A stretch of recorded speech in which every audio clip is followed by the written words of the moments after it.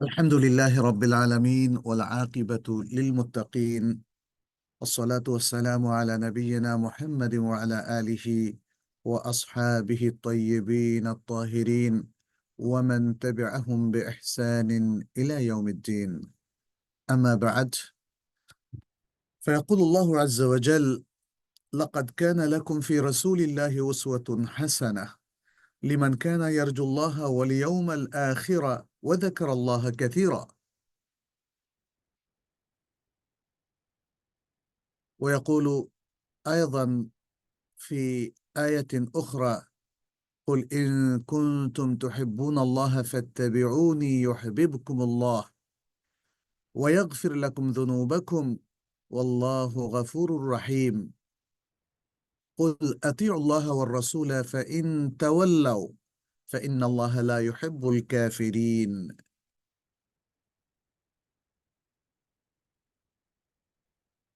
تقول عائشة رضي الله تعالى عنها عن أخلاق الرسول صلى الله عليه وسلم: كان خلقه القرآن.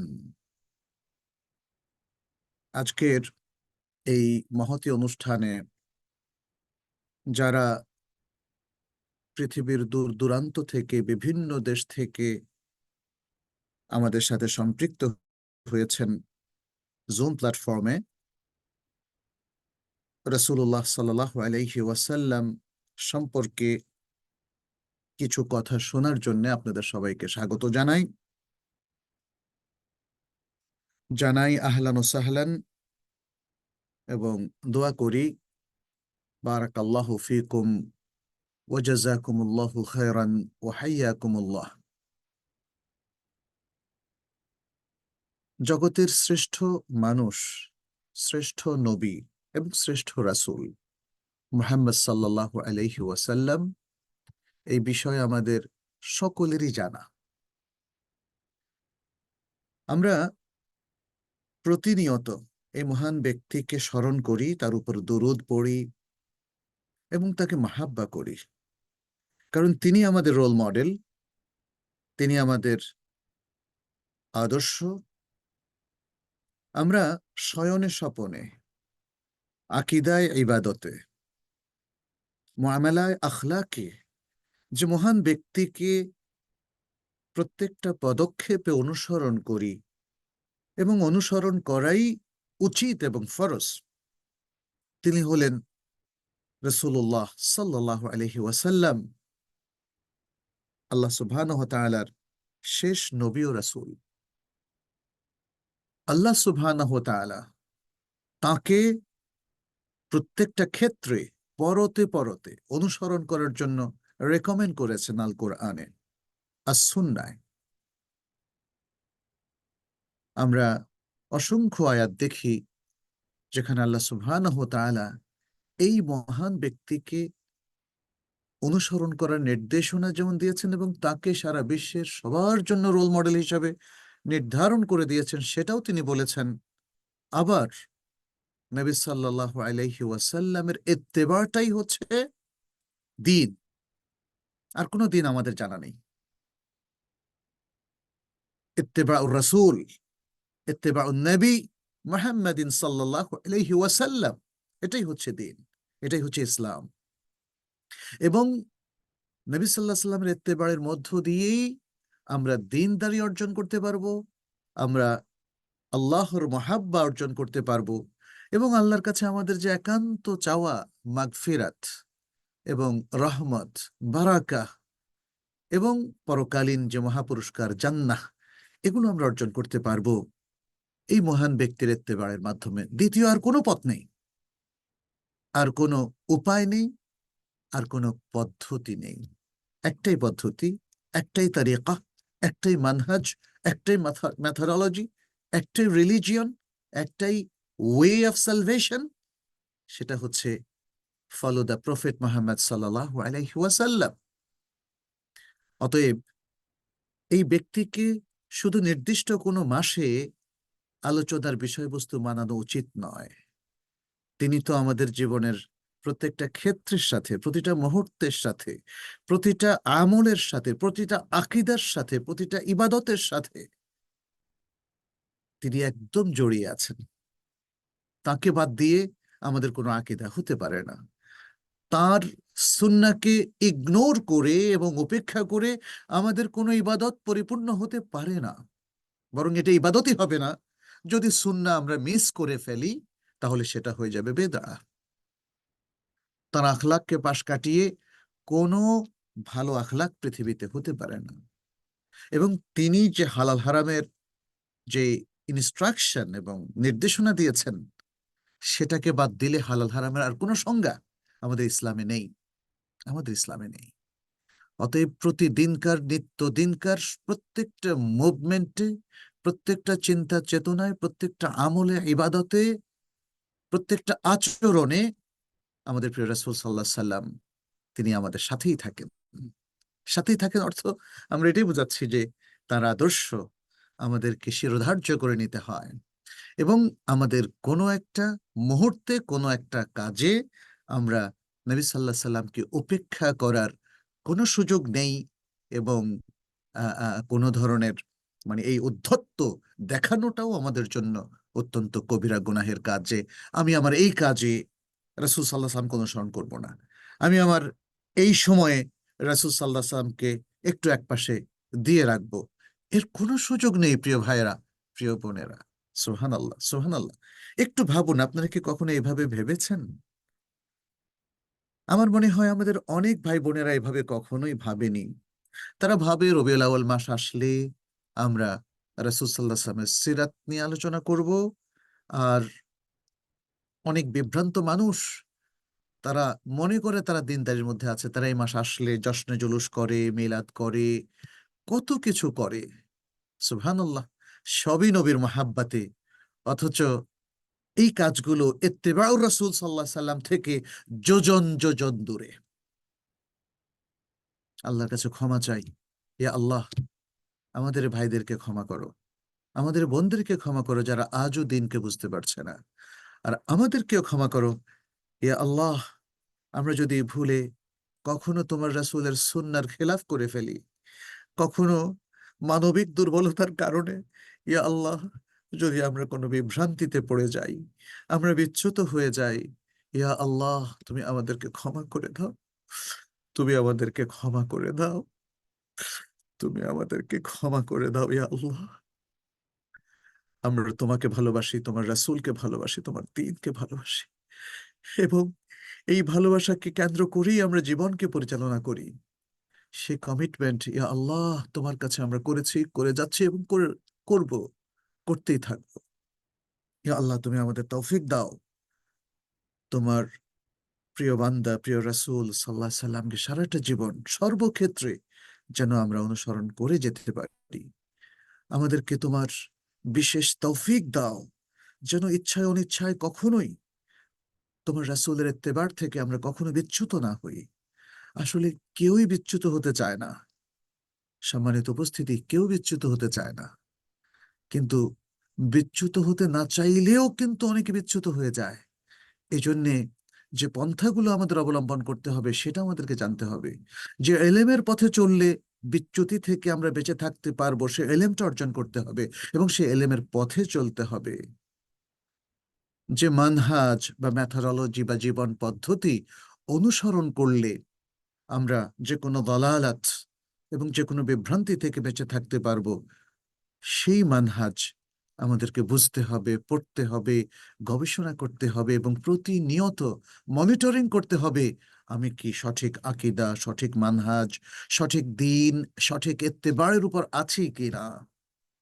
বিশ্বাস করুন, যাদেরকে আমরা বলছি তারা বেদাতের মধ্যে আছে, শিরকের মধ্যে লিপ্ত আছে, বিভ্রান্তির মধ্যে আছে, পাপের মধ্যে লিপ্ত আছে, অথচ তারা মুসলিম বলে পরিচয় দেয়, তারা কেউই কিন্তু বিভ্রান্ত হতে চায় না, তারা কেউই কিন্তু বেদাত করতে চায় না। কারণ আপনি যখন বলবেন ভাই আপনি তো বেদাত করে ফেলছেন, সে কিন্তু স্বীকার করবে না যে সে বেদাত করছে, কারণ সে ওই বেদাতের কাজটাকে মনে করছে সঠিক দিন।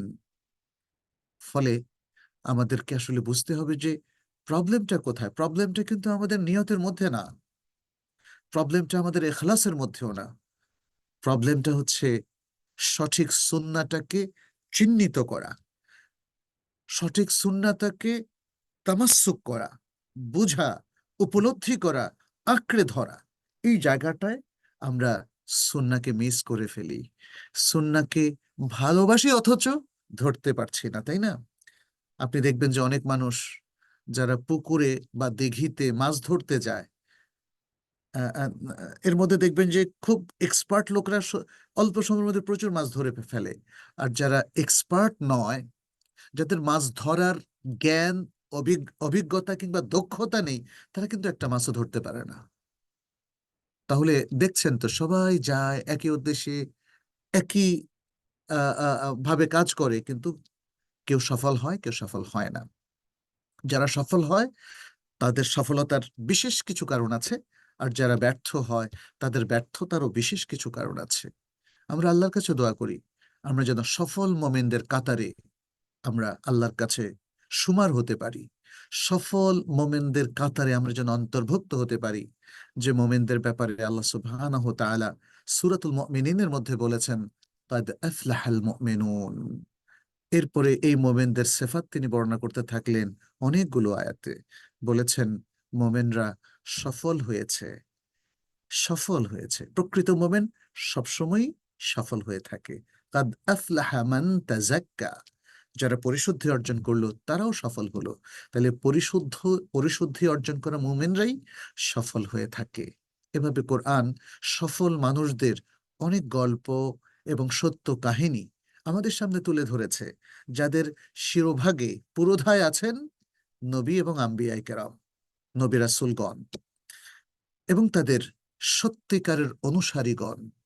তাহলে একজন বুদ্ধিমান মানুষ সবসময় চিন্তা করবে সফল মানুষটাকে রোল মডেল হিসাবে গ্রহণ করতে। কারণ সফল মানুষের জীবনী, তার জীবন পদ্ধতি ফলো করলে আপনিও সফল হবেন, আর ব্যর্থ মানুষটাকে ফলো করলে আপনিও ব্যর্থ হবেন। আমার এক খুব কাছের আত্মীয় আমাকে জাগতিক ব্যাপারে একবার নাসিহা করলেন।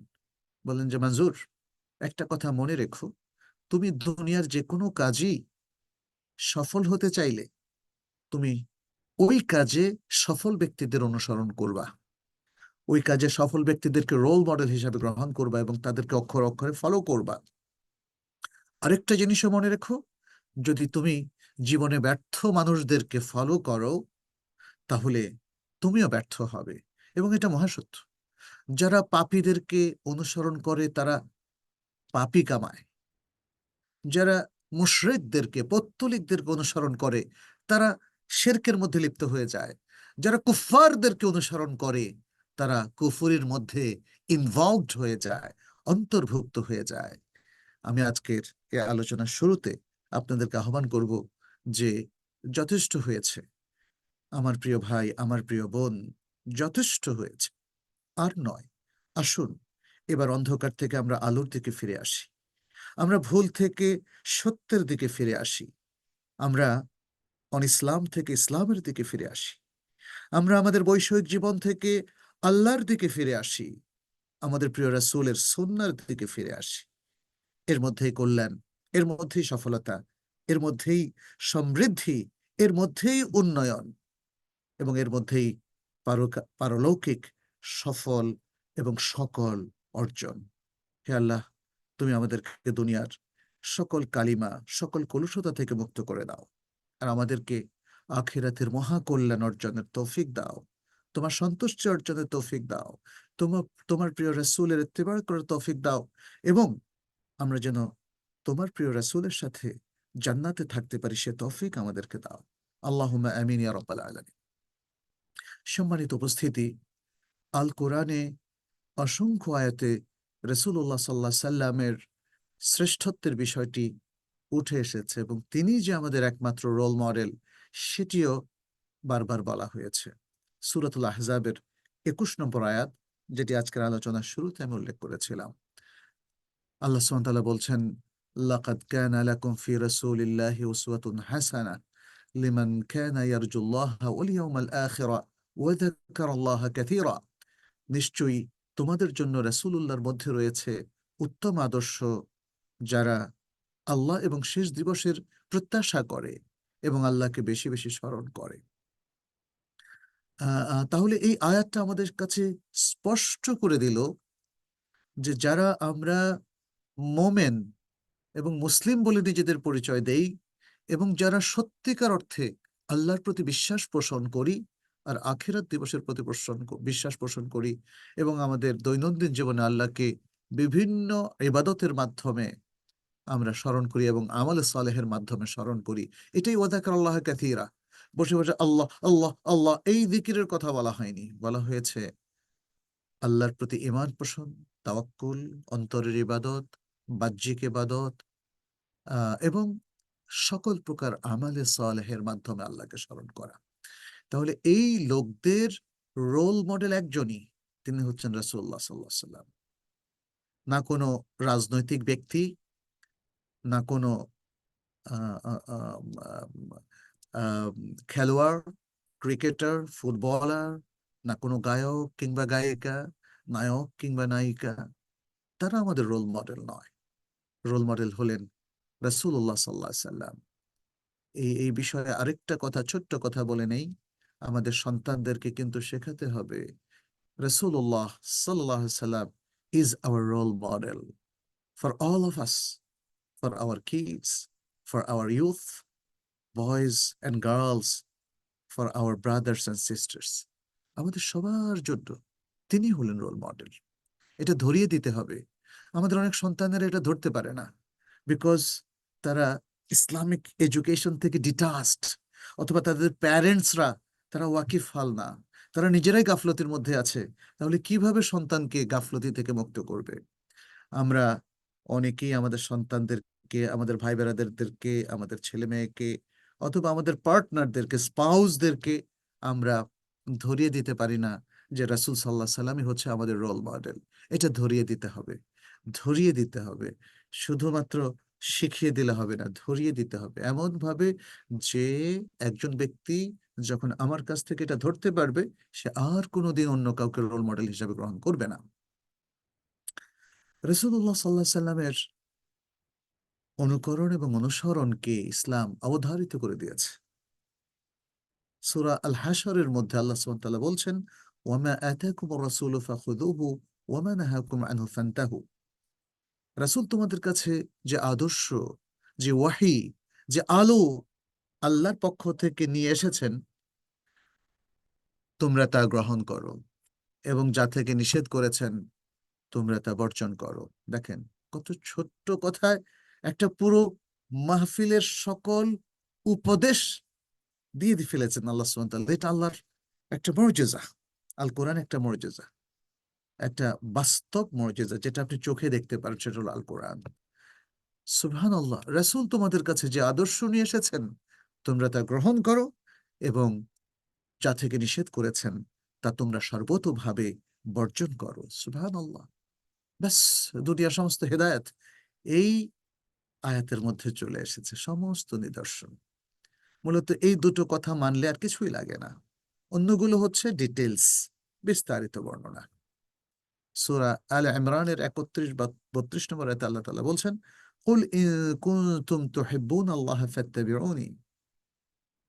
আল্লাহ সুবহানাহু ওয়া তাআলা তার রাসূলকে বলছেন, হে রাসূল বলে দিন, যদি তোমরা আল্লাহকে ভালোবেসে থাকো, ফাত্তাবিউনি, তাহলে আমার অনুসরণ করো। আমার মানে আমি রাসূলের, মানে আল্লাহর নয়।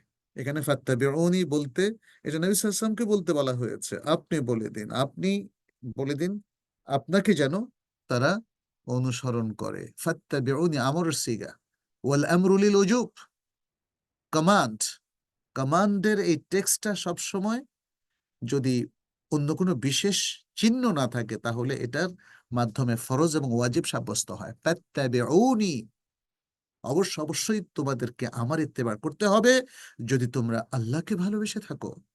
আর এর একটা সুন্দর সুপরিণতিও আছে, একটা good result, good remuneration and reward.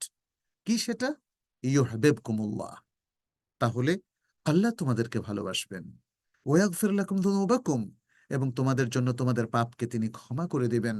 আল্লাহু গফুরুর রহিম, আর আল্লাহ তিনি পরম ক্ষমাশীল এবং ভীষণ করুণাময়।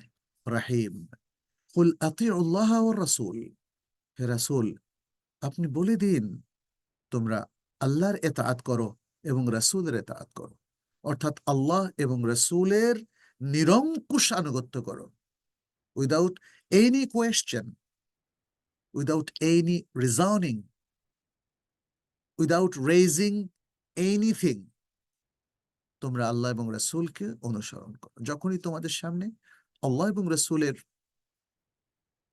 বিশুদ্ধ তথ্য চলে আসবে, বিশুদ্ধ নির্দেশনা চলে আসবে, বিশুদ্ধ পথ নির্দেশ চলে আসবে, তখন তোমরা আল্লাহ এবং রাসূলের নিরঙ্কুশ আনুগত্য করবে। কারণ পৃথিবীতে আল্লাহ এবং রাসূলুল্লাহ সাল্লাল্লাহু আলাইহি সাল্লামের আনুগত্য ছাড়া আর কোনো আনুগত্য নিরঙ্কুশ হতে পারে না। সবার আনুগত্য শর্তায়িত। সেটা হচ্ছে, যদি আমার কথা আল্লাহ এবং রাসূলের কথার প্রতিধ্বনি হয় এবং হুবহু হয়, তখন সে কথা মানা যাবে। কিন্তু সেটা তো আমার কথা না, সেটা হলো আল্লাহর কথা এবং রাসূলুল্লাহ সাল্লাল্লাহু আলাইহি ওয়াসাল্লামের কথা।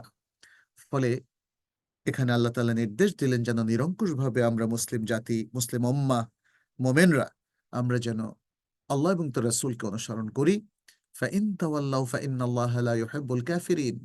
আর যদি তোমরা ফিরে যাও, তোমরা মুখ ফিরিয়ে নাও আমার ইত্তেবার থেকে এবং আল্লাহ এবং তার রাসূল সাল্লাল্লাহু আলাইহি সাল্লামের ইতাআত থেকে, আনুগত্য থেকে, ফাইন্নাল্লাহা লা ইউহিব্বুল কাফিরিন, তাহলে আল্লাহ কাফেরদেরকে ভালোবাসেন না। আল্লাহ সুবহানাহু ওয়া তাআলা অন্যান্য আয়াতেও আরো সুন্দর সুন্দর কথা বলেছেন। আমি আর অল্প কটা এখানে বলে আমি অন্য বক্তব্য আপনাদের সামনে একটু শেয়ার করতে চাই। আল্লাহ সুবহানাহু ওয়া তাআলা আরো বলেছেন, মান ইউতি'ইর রাসূলা ফাকাদ আতা আল্লাহ ওয়া মান তাওয়াল্লা ফামা আরসালনাকা আলাইহিম হাফিযা। যে ব্যক্তি বা যারা রাসূলুল্লাহ সাল্লাল্লাহু আলাইহি সাল্লামের ইতাআত করে তারা মূলত আল্লাহরই ইতাআত করলো, আর যারা ফিরে গেল, অর্থাৎ ইতাআত থেকে মুখ ফিরিয়ে নিল, অন্যদিকে চলে গেল বা পেছনের দিকে চলে গেল, আল্লাহ বলছেন ফামা আরসালনাকা আলাইহিম হাফিযা, হে মুহাম্মদ সাল্লাল্লাহু আলাইহি সাল্লাম, আমরা আপনাকে তাদের উপর তত্ত্বাবধায়ক হিসাবে নিয়োগ দেই নাই। তারা পেছনে চলে গেলে, ফিরে গেলে, এটা রেখে দেন, ওটা তাদের অর্জন। তাদের ব্যাপারে কি করতে হবে সেটা আমি করব। আপনি তাদের তত্ত্বাবধায়ক নন।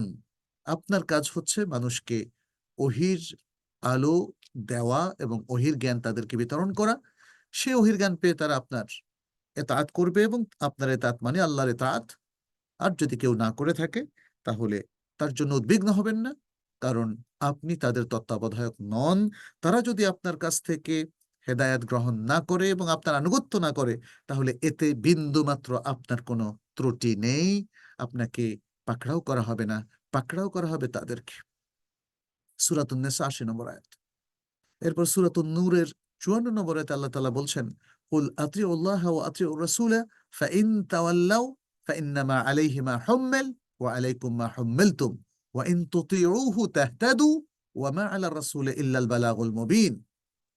আপনি বলে দিন আল্লাহর ইতাআত করো এবং রাসূলের ইতাআত করো। আপনারা একটা জিনিস খেয়াল করবেন, আল কোরআন আল্লাহ এবং রাসূলের নিরঙ্কুশ ইতাআতের কথা বলেছে, আর কোথাও এভাবে নিরঙ্কুশের কথা বলেনি। এখানে দেখেন এই আয়াতটিতে বলছে কুল আতিউল্লাহ ওয়া আতিউর রাসূলা। আবার কোন কোন আয়াতে বলছে ওয়া উলিল আমরি মিনকুম, কিন্তু ওয়া আতিউ উলিল আমরি মিনকুম এভাবে বলেনি। কারণ আল্লাহ এবং রাসূলের ইতাআতটা হবে নিরঙ্কুশ আর অন্যদেরটা হবে শর্তায়িত। এখানে বললেন এবং রাসূলের ইতাআত করো, আর যদি তোমরা ফিরে যাও তাহলে আহ আহ মানে যে ব্যক্তি ফিরে যায় তার উপর বর্তাবে যা তাকে বহন করানো হবে এবং তোমাদের উপর বর্তাবে যা তোমাদেরকে বহন করানো হয়েছে। ওয়া ইন তুতিউহু, আর যদি তোমরা এই মহান ব্যক্তিকে আনুগত্য করো, অনুসরণ করো, এই মহান ব্যক্তির আনুগত্য করো, তাহতাদু, তাহলে তোমরা হেদায়েত পেয়ে যাবে। সুবহানাল্লাহ, এটা তো আল্লাহ বলছেন, এটা আল্লাহ বলছেন। যদি মুহাম্মদ সাল্লাল্লাহু আলাইহি সাল্লামের ইতাআত করো তাহলে তোমরা সুপথ পেয়ে যাবে, হেদায়েত পেয়ে যাবে। আর কি গ্যারান্টি চাই বলেন তো? পৃথিবীর মানুষ আমাদেরকে মাঝে মাঝে মিথ্যা কথা বলে, নেতারা মিথ্যা কথা বলে, মিথ্যা কথা শোনায়, মিথ্যা আশ্বাস দেয়। আমি আপনাদেরকে বলছি, ওয়াল্লাহি থুম্মা ওয়াল্লাহি থুম্মা ওয়াল্লাহি, আল্লাহ কখনো অসত্য কথা বলেন না, এবং আল্লাহ যা বলেন তাই সত্য, এবং তা হয়, অবশ্যই হয়। অতএব আমরা আপনারা সকলে যদি প্রিয় রাসূল সাল্লাল্লাহু আলাইহি সাল্লামের ইতাআত করি, তাহলে অবশ্যই অবশ্যই আমরা হেদায়াত পেয়ে যাব, সুপথ পেয়ে যাব, এতে কোনো সন্দেহ নেই। এরপরে আল্লাহ সুবহানাহু ওয়া তাআলা রাসূলের কর্তব্যটা এখানে তুলে ধরলেন, ওয়ামা আলা রাসূলি ইল্লাল বালাগুল মুবিন। আর রাসূলের দায়িত্ব একটাই, একটাই, সবাইকে হেদায়াত পাইয়ে দেওয়া নয়, বরং সবার কাছে স্পষ্টভাবে পৌঁছে দেওয়া। আল বালাগুল মুবিন, আল বালাগ আল মুবিন। এরপরে সূরাতুন নূরের ৫৬ নম্বরে আল্লাহ তাআলা বলছেন, ওয়া আকিমুস সালাতা ওয়া আতুজ যাকাতা ওয়া আতিউর রাসূলা লাআল্লাকুম তুরহামুন। আর তোমরা সালাত কায়েম করো, যাকাত প্রদান করো, এবং রাসূলের ইতাআত করো, যেন তোমরা রহমত প্রাপ্ত হও। যদি আমরা সালাত কায়েম করি প্রিয় ভাইয়েরা, প্রিয় বোনেরা, এবং যদি আমরা যাকাতটা ঠিকমতো দেই, এবং যদি আমরা জীবনের প্রত্যেকটা ক্ষেত্রে, ব্যক্তিগত থেকে আরম্ভ করে বৈশ্বিক সকল ক্ষেত্রে, যদি আমরা প্রিয় রাসূল সাল্লাল্লাহু আলাইহি সাল্লামের ইতাআত করি, তাহলে তার ফলাফল হলো একটাই, লাআল্লাকুম তুরহামুন। আশা করা যায় তোমরা রহমত প্রাপ্ত হবে। রহমত দেবেন কে? আল্লাহ। তার মানে হচ্ছে এই কাজগুলো করলে আপনি অবশ্যই আল্লাহর রহমত প্রাপ্ত হবেন। আহারে, আমরা রহমতকে খুঁজি এখানে ওখানে কতখানে, তাই না? আমরা অনেক সময় রহমত খুঁজি অমুসলিম দেশগুলোতে গিয়ে, কখনো খুঁজি মুসলিম দেশগুলোর পাপপুরীতে, কখনো আমরা রহমত খুঁজি টাকার মধ্যে, ঘুষের মধ্যে, সুদের মধ্যে, কখনো মানুষ রহমত খোঁজে চুরি করে, ছিনতাই করে, অন্যায় করে, অন্যের সম্পদ আত্মসাৎ করে। বিশ্বাস করুন, এতে কোনো রহমত নেই। আপনার পৃথিবীর জবাবেরা, প্রবল প্রতাপশালী লোকদেরকে দেখেছেন, এখনো দেখছেন। এই প্রবল প্রতাপ থাকে না রে ভাই। হ্যাঁ, আমি বোনদেরকেও বলছি, প্রবল প্রতাপ থাকে না, থাকে না, থাকে না। এটা ধ্বংস হয়ে যায়। আল্লাহর রহমত যখন উঠে যায়, তখন মানুষ ধ্বংসপ্রাপ্ত হয়। দুনিয়াটা তখন তার জন্য বালা মুসিবত হয়ে যায়, অপমান গঞ্জনা হয়ে যায়। ফলে দুনিয়ার মধ্যে শান্তি খুঁজবেন না প্লিজ। দুনিয়ার প্রভাব, দুনিয়ার পদবি, দুনিয়ার প্রতিপত্তি, দুনিয়ার জৌলুস, দুনিয়ার বেশভূষা, দুনিয়ার সম্পদ, দুনিয়ার টাকা পয়সা, ডলার, পাউন্ড, এগুলোর মধ্যে আল্লাহর ওয়াস্তে প্রিয় ভাইরা বোনেরা, আপনারা শান্তি খুঁজে নেওয়ার কোনো চেষ্টা করবেন না। শান্তি দিনদারির মধ্যে, শান্তি সালাতের মধ্যে, শান্তি যাকাত দেওয়ার মধ্যে, শান্তি ইতাআতের মধ্যে, শান্তি কোরআন তেলাওয়াতের মধ্যে, শান্তি আল্লাহ এবং রাসূলের প্রতি মাহাব্বার মধ্যে। ওয়াল্লাহি তুম্মা ওয়াল্লাহ। তাহলে তাই যদি হয়, তাহলে আমাদের কি করতে হবে? আমাদেরকে রাসূল সাল্লাল্লাহু আলাইহি সাল্লামকে অনুসরণ করতে হবে, তাকে উসওয়া বানাতে হবে, তাকে রোল মডেল বানাতে হবে। একা আপনি বানালে হবে না। এখানে বোনেরা আছেন অতিরিক্ত, মানে বেশিরভাগ, আপনারা এবং আপনাদের স্বামীদের সকলের উসওয়া হবেন রাসূলুল্লাহ সাল্লাল্লাহু আলাইহি ওয়াসাল্লাম। আপনার ছেলে এবং মেয়ের উসওয়া হবেন রাসূলুল্লাহ সাল্লাল্লাহু আলাইহি ওয়াসাল্লাম। আপনার বাবা এবং মায়ের উসওয়া হবেন রাসূলুল্লাহ সাল্লাল্লাহু আলাইহি ওয়াসাল্লাম। আপনার চাচা, চাচি, ফুফা, ফুফু, খালা, খালু, মামা, মামি, সবার, এবং আপনার কাজিনদের, আপনার প্রতিবেশী সবার উসওয়া হবেন রাসূলুল্লাহ সাল্লাল্লাহু আলাইহি ওয়াসাল্লাম। তাহলে কি অটোমেটিক হবে? অটোমেটিক হবে না। আপনাকে কাজ করতে হবে, আমাকে কাজ করতে হবে, যাতে আমি একা শুধু নই, আমার স্পাউস, আমার সন্তান, এবং যাদের কথা বললাম, সকলে মিলে আমরা এমন একটা ভুবন গড়ে তুলি, যেই ভুবনে উসওয়ায়ে হাসানা একজন, তিনি হলেন রাসূলুল্লাহ সাল্লাল্লাহু আলাইহি ওয়াসাল্লাম। পৃথিবীর সবচেয়ে উত্তম মানব, পৃথিবীর সবচেয়ে মর্যাদা সম্পন্ন মানুষ, বনি আদমের সর্দার, এবং পৃথিবীর সবচেয়ে পবিত্র মানুষ, পবিত্র জীবনের অধিকারী, অত্যন্ত অত্যন্ত উত্তম মানুষ, পৃথিবীর সবচেয়ে তাকওয়াবান মানুষ, সেই মানুষ যিনি আল্লাহকে সবচেয়ে বেশি ভয় করেন, এবং সেই মানুষ যিনি আল্লাহর উপর সবচেয়ে বেশি ঈমান, সবচেয়ে বেশি তাওয়াক্কুল পোষণ করেন। সুবহানাল্লাহ। তাহলে তার চেয়েও পরিপূর্ণ কোনো মানবকে আমরা পাবো যাকে আমরা রোল মডেল করতে পারি? তাহলে কেন আমাদের মুসলিম সন্তানেরা, মুসলিম প্রজন্ম ভুল মানুষদেরকে রোল মডেল বানাচ্ছে? এই মহামানব থাকতে, এই মহান নবী থাকতে দুর্ভাগা, বোকা, বুদ্ধিহীন অথবা বুদ্ধি প্রতিবন্ধী হওয়া ছাড়া আর কে কাজটি করতে পারে বলেন তো? হে আল্লাহ, তুমি আমাদেরকে উপলব্ধি দাও, বুঝ দাও, আমাদের সন্তানদেরকে বুঝ দাও, আমাদের প্রজন্মের তরুণ তরুণীদেরকে বুঝ দাও, তারা যেন রাসূল সাল্লাল্লাহু আলাইহি সাল্লামকে ভালোবাসে, তার মধ্যেই কুদওয়া খুঁজে পায়, তার মধ্যেই উসওয়ায়ে হাসানা খুঁজে নেয়, তার আখলাককে ধারণ করে, তার ঈমানকে ধারণ করে, তার ইবাদতকে ধারণ করে এবং তার সকল ভালো গুণকে তারা ধারণ করে। আহ রাসূলুল্লাহ সাল্লাল্লাহু আলাইহি সাল্লামের সিরাত নিয়ে আসলে বহু আলোচনা আপনারা হয়তো শুনেছেন এবং আপনারা সিরাতুন নবীর গ্রন্থ পড়েছেন। সেটা নিয়ে আমরা একটু আলাপ করব ইনশাআল্লাহ, যে সিরাতুন নবী পড়া কেন এত জরুরি, কোত্থেকে পড়বো, কোন কোন বই পড়বো, কোনগুলো পড়বো না ইত্যাদি।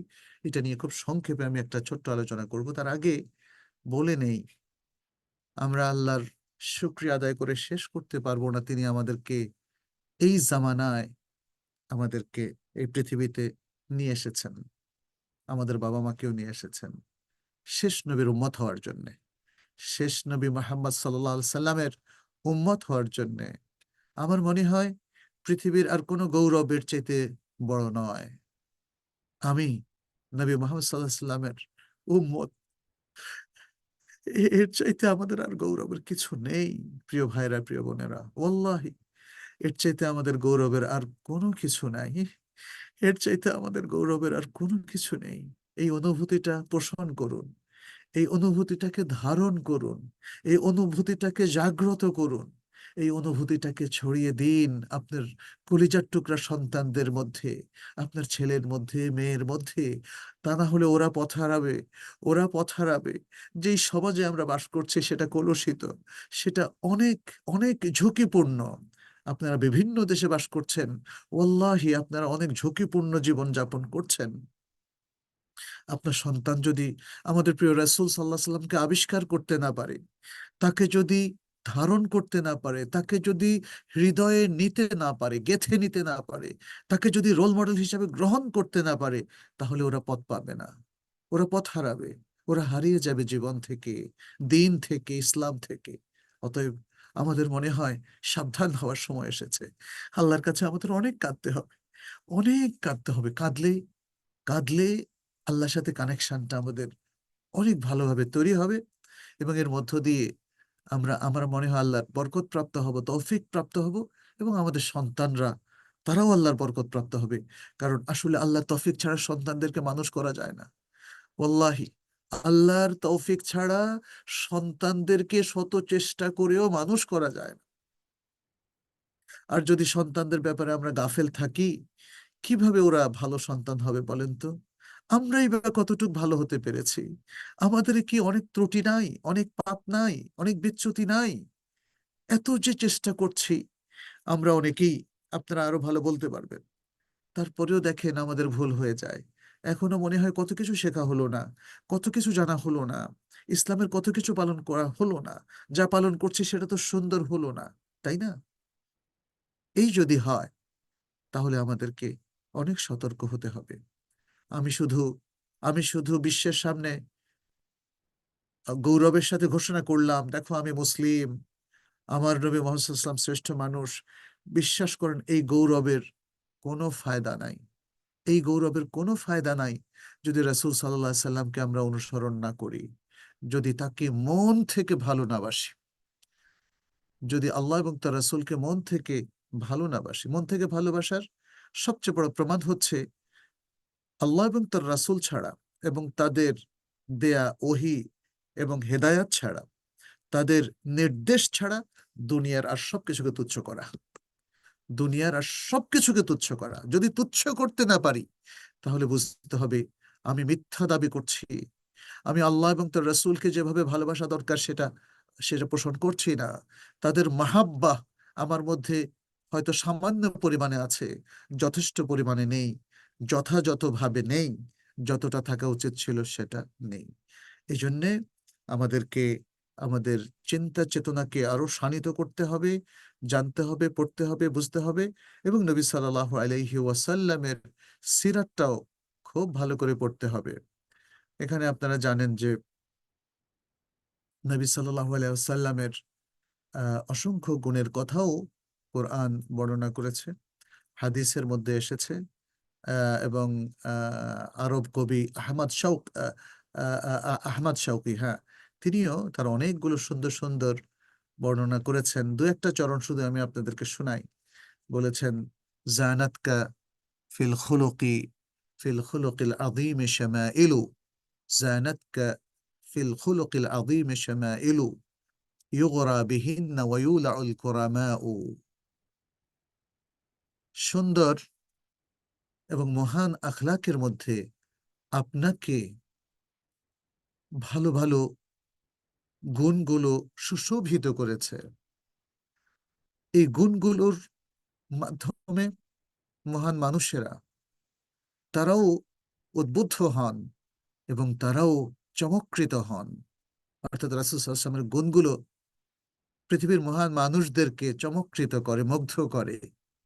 বলছে, ওয়াল হুসনু মিন কারামিল উজুহি ওয়া খায়রুহু মা উতিয়াল কুওয়াদু ওয়াজ জুআমাউ। বলছেন যে সুন্দর যে গুণাবলীগুলো আছে বা সৌন্দর্য, আহ, মানে মানুষের চেহারার মধ্যে যে সৌন্দর্য এবং যে কল্যাণ যা দেয়া হয়েছে অনেক নেতৃবৃন্দকে, পৃথিবীর অনেক প্রভাবশালী মানুষকে ইত্যাদি। তো মানে এরকম তিনি অনেকগুলো গুণ বর্ণনা করে গেলেন এবং অত্যন্ত চমৎকার ভাবে মানে এত সুন্দর একটা কাসিদা আরবিতে, যেটা পড়ে মনটা জড়িয়ে যায়। সময় থাকলে আমি আপনাদেরকে বলতাম। ইবনু হাজম আল আন্দালুসি রাহমাহুল্লাহ তিনি বলেন, মান আরাদা খায়রাল আখিরাতি ওয়া হিকমাতাদ দুনিয়া ওয়া আদলাস সিরাহ ওয়াল ইহতিওয়া আলাল মাহাসিন কুল্লিহা واستحقاق الفضائل بأسرها فليقتدي بمحمد رسول الله صلى الله عليه وسلم وليعتمد أخلاقه وسيره ما أمكنه। সোনার অক্ষরে লেখার মতো একটা কথা তিনি এখানে বলেছেন। বলছেন, যে ব্যক্তি আখিরাতের কল্যাণ চায়, দুনিয়ার প্রজ্ঞা চায় এবং জীবনের ইনসাফ ও ন্যায়পরায়ণতা চায় এবং সকল সৌন্দর্যকে অন্তর্ভুক্ত করতে চায় এবং সব ধরনের ফজিলত ও মর্যাদাকে অধিকার করতে চায়, তাহলে তাকে অবশ্যই মুহাম্মদ রাসূলুল্লাহ সাল্লাল্লাহু আলাইহি সাল্লামের ইক্তেদা করতে হবে এবং তার আখলাক ও তার সিরাতকে সম্ভাব্য সকল উপায়ে তাকে গ্রহণ করতে হবে, ইতিমাদ করতে হবে, তাকে নিতে হবে। এভাবে আমরা দেখি যে সিরাত নিয়ে আসলে অসংখ্য সুন্দর সুন্দর কথা আছে। আপনারা এই সকল কথা সিরাতের গ্রন্থগুলোতে পাবেন। বিশেষ করে আর রাহিক আল মাখতুম আর শেখ আল আল্লামা সফিউর রহমান মুবারক পুরী তিনি লিখেছিলেন খুব সুন্দর একটা সংকলন, ওটা আপনারা পড়ে নিতে পারেন। এখানে একটা হাদিস বুখারী, মুসলিম, তিরমিজি, ইবনে মাজাহ, নাসাঈ সহ বর্ণনা করেছেন সাঈদ ইবনে ইয়াসার থেকে। সে হাদিসটা আপনাদের সামনে একটু বলে শোনাই। তিনি বলছেন, কুনতু মা ইবনে উমর রাদিয়াল্লাহু তাআলা আনহুমা ফি তরিক মক্কা। আমি আব্দুল্লাহ ইবনে উমর রাদিয়াল্লাহু তাআলা আনহুমার সাথে মক্কার রাস্তায় ছিলাম। ফালাম্মা খাশিতু সুবহা নাযালতু ফাআওতারতু। যখন আমি সকাল হয়ে যাওয়ার আশঙ্কা করলাম, তখন থেমে ওয়েতরের সালাত পড়লাম। তখন ফাকালা ইবনে উমর রাদিয়াল্লাহু তাআলা আনহু, ইবনে উমর রাদিয়াল্লাহু তাআলা আনহু আমাকে বললেন, আলাইসা লাকা ফি রাসূলিল্লাহি উসওয়াতুন হাসানাহ, রাসূলুল্লাহ সাল্লাল্লাহু আলাইহি সাল্লামের মধ্যে কি তোমার উত্তম আদর্শ নেই? বলতু বালা, আমি বললাম হ্যাঁ, অবশ্যই আছে। ক্বালা ফাইন্নাহু কানা ইউথিরু আলাল বাঈর। তখন তিনি বললেন যে তিনি তো উটের উপর চড়ে বেতের পড়তেন। সাঈদ কি করলেন? তিনি সকালের আশঙ্কা হওয়ার পরে তিনি ওট থেকে নেমে তিনি ওট থেকে নেমে তিনি আম, নামাজটা পড়লেন। আর ইবনে ওমর বললেন, আল্লাহ রাসূল তো এইভাবে সফর অবস্থায় উটের উপর তিনি আহ, বেতেরটা পড়তেন। এভাবে আমরা দেখি যে সাহাবাই কেরাম রিদওয়ানুল্লাহ আলাইহিম কিভাবে রাসূল সাল্লাল্লাহু আলাইহি সাল্লামকে অনুসরণ করেছেন। আমরা, আমার মনে হয়, রাসূল সাল্লাল্লাহু আলাইহি সাল্লামকে অনুসরণের আরো অসংখ্য উদাহরণ এখানে পাই। আমি আরো কিছু উদাহরণ একটু আপনাদেরকে দেই, যেখানে রাসূল সাল্লাল্লাহু আলাইহি সাল্লামকে কিভাবে আমাদের সাহাবাই কেরাম অনুসরণ করেছেন তার কিছু নমুনা আছে।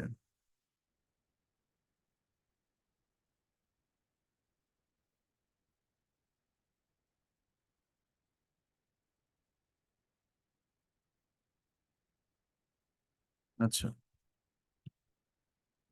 এখানে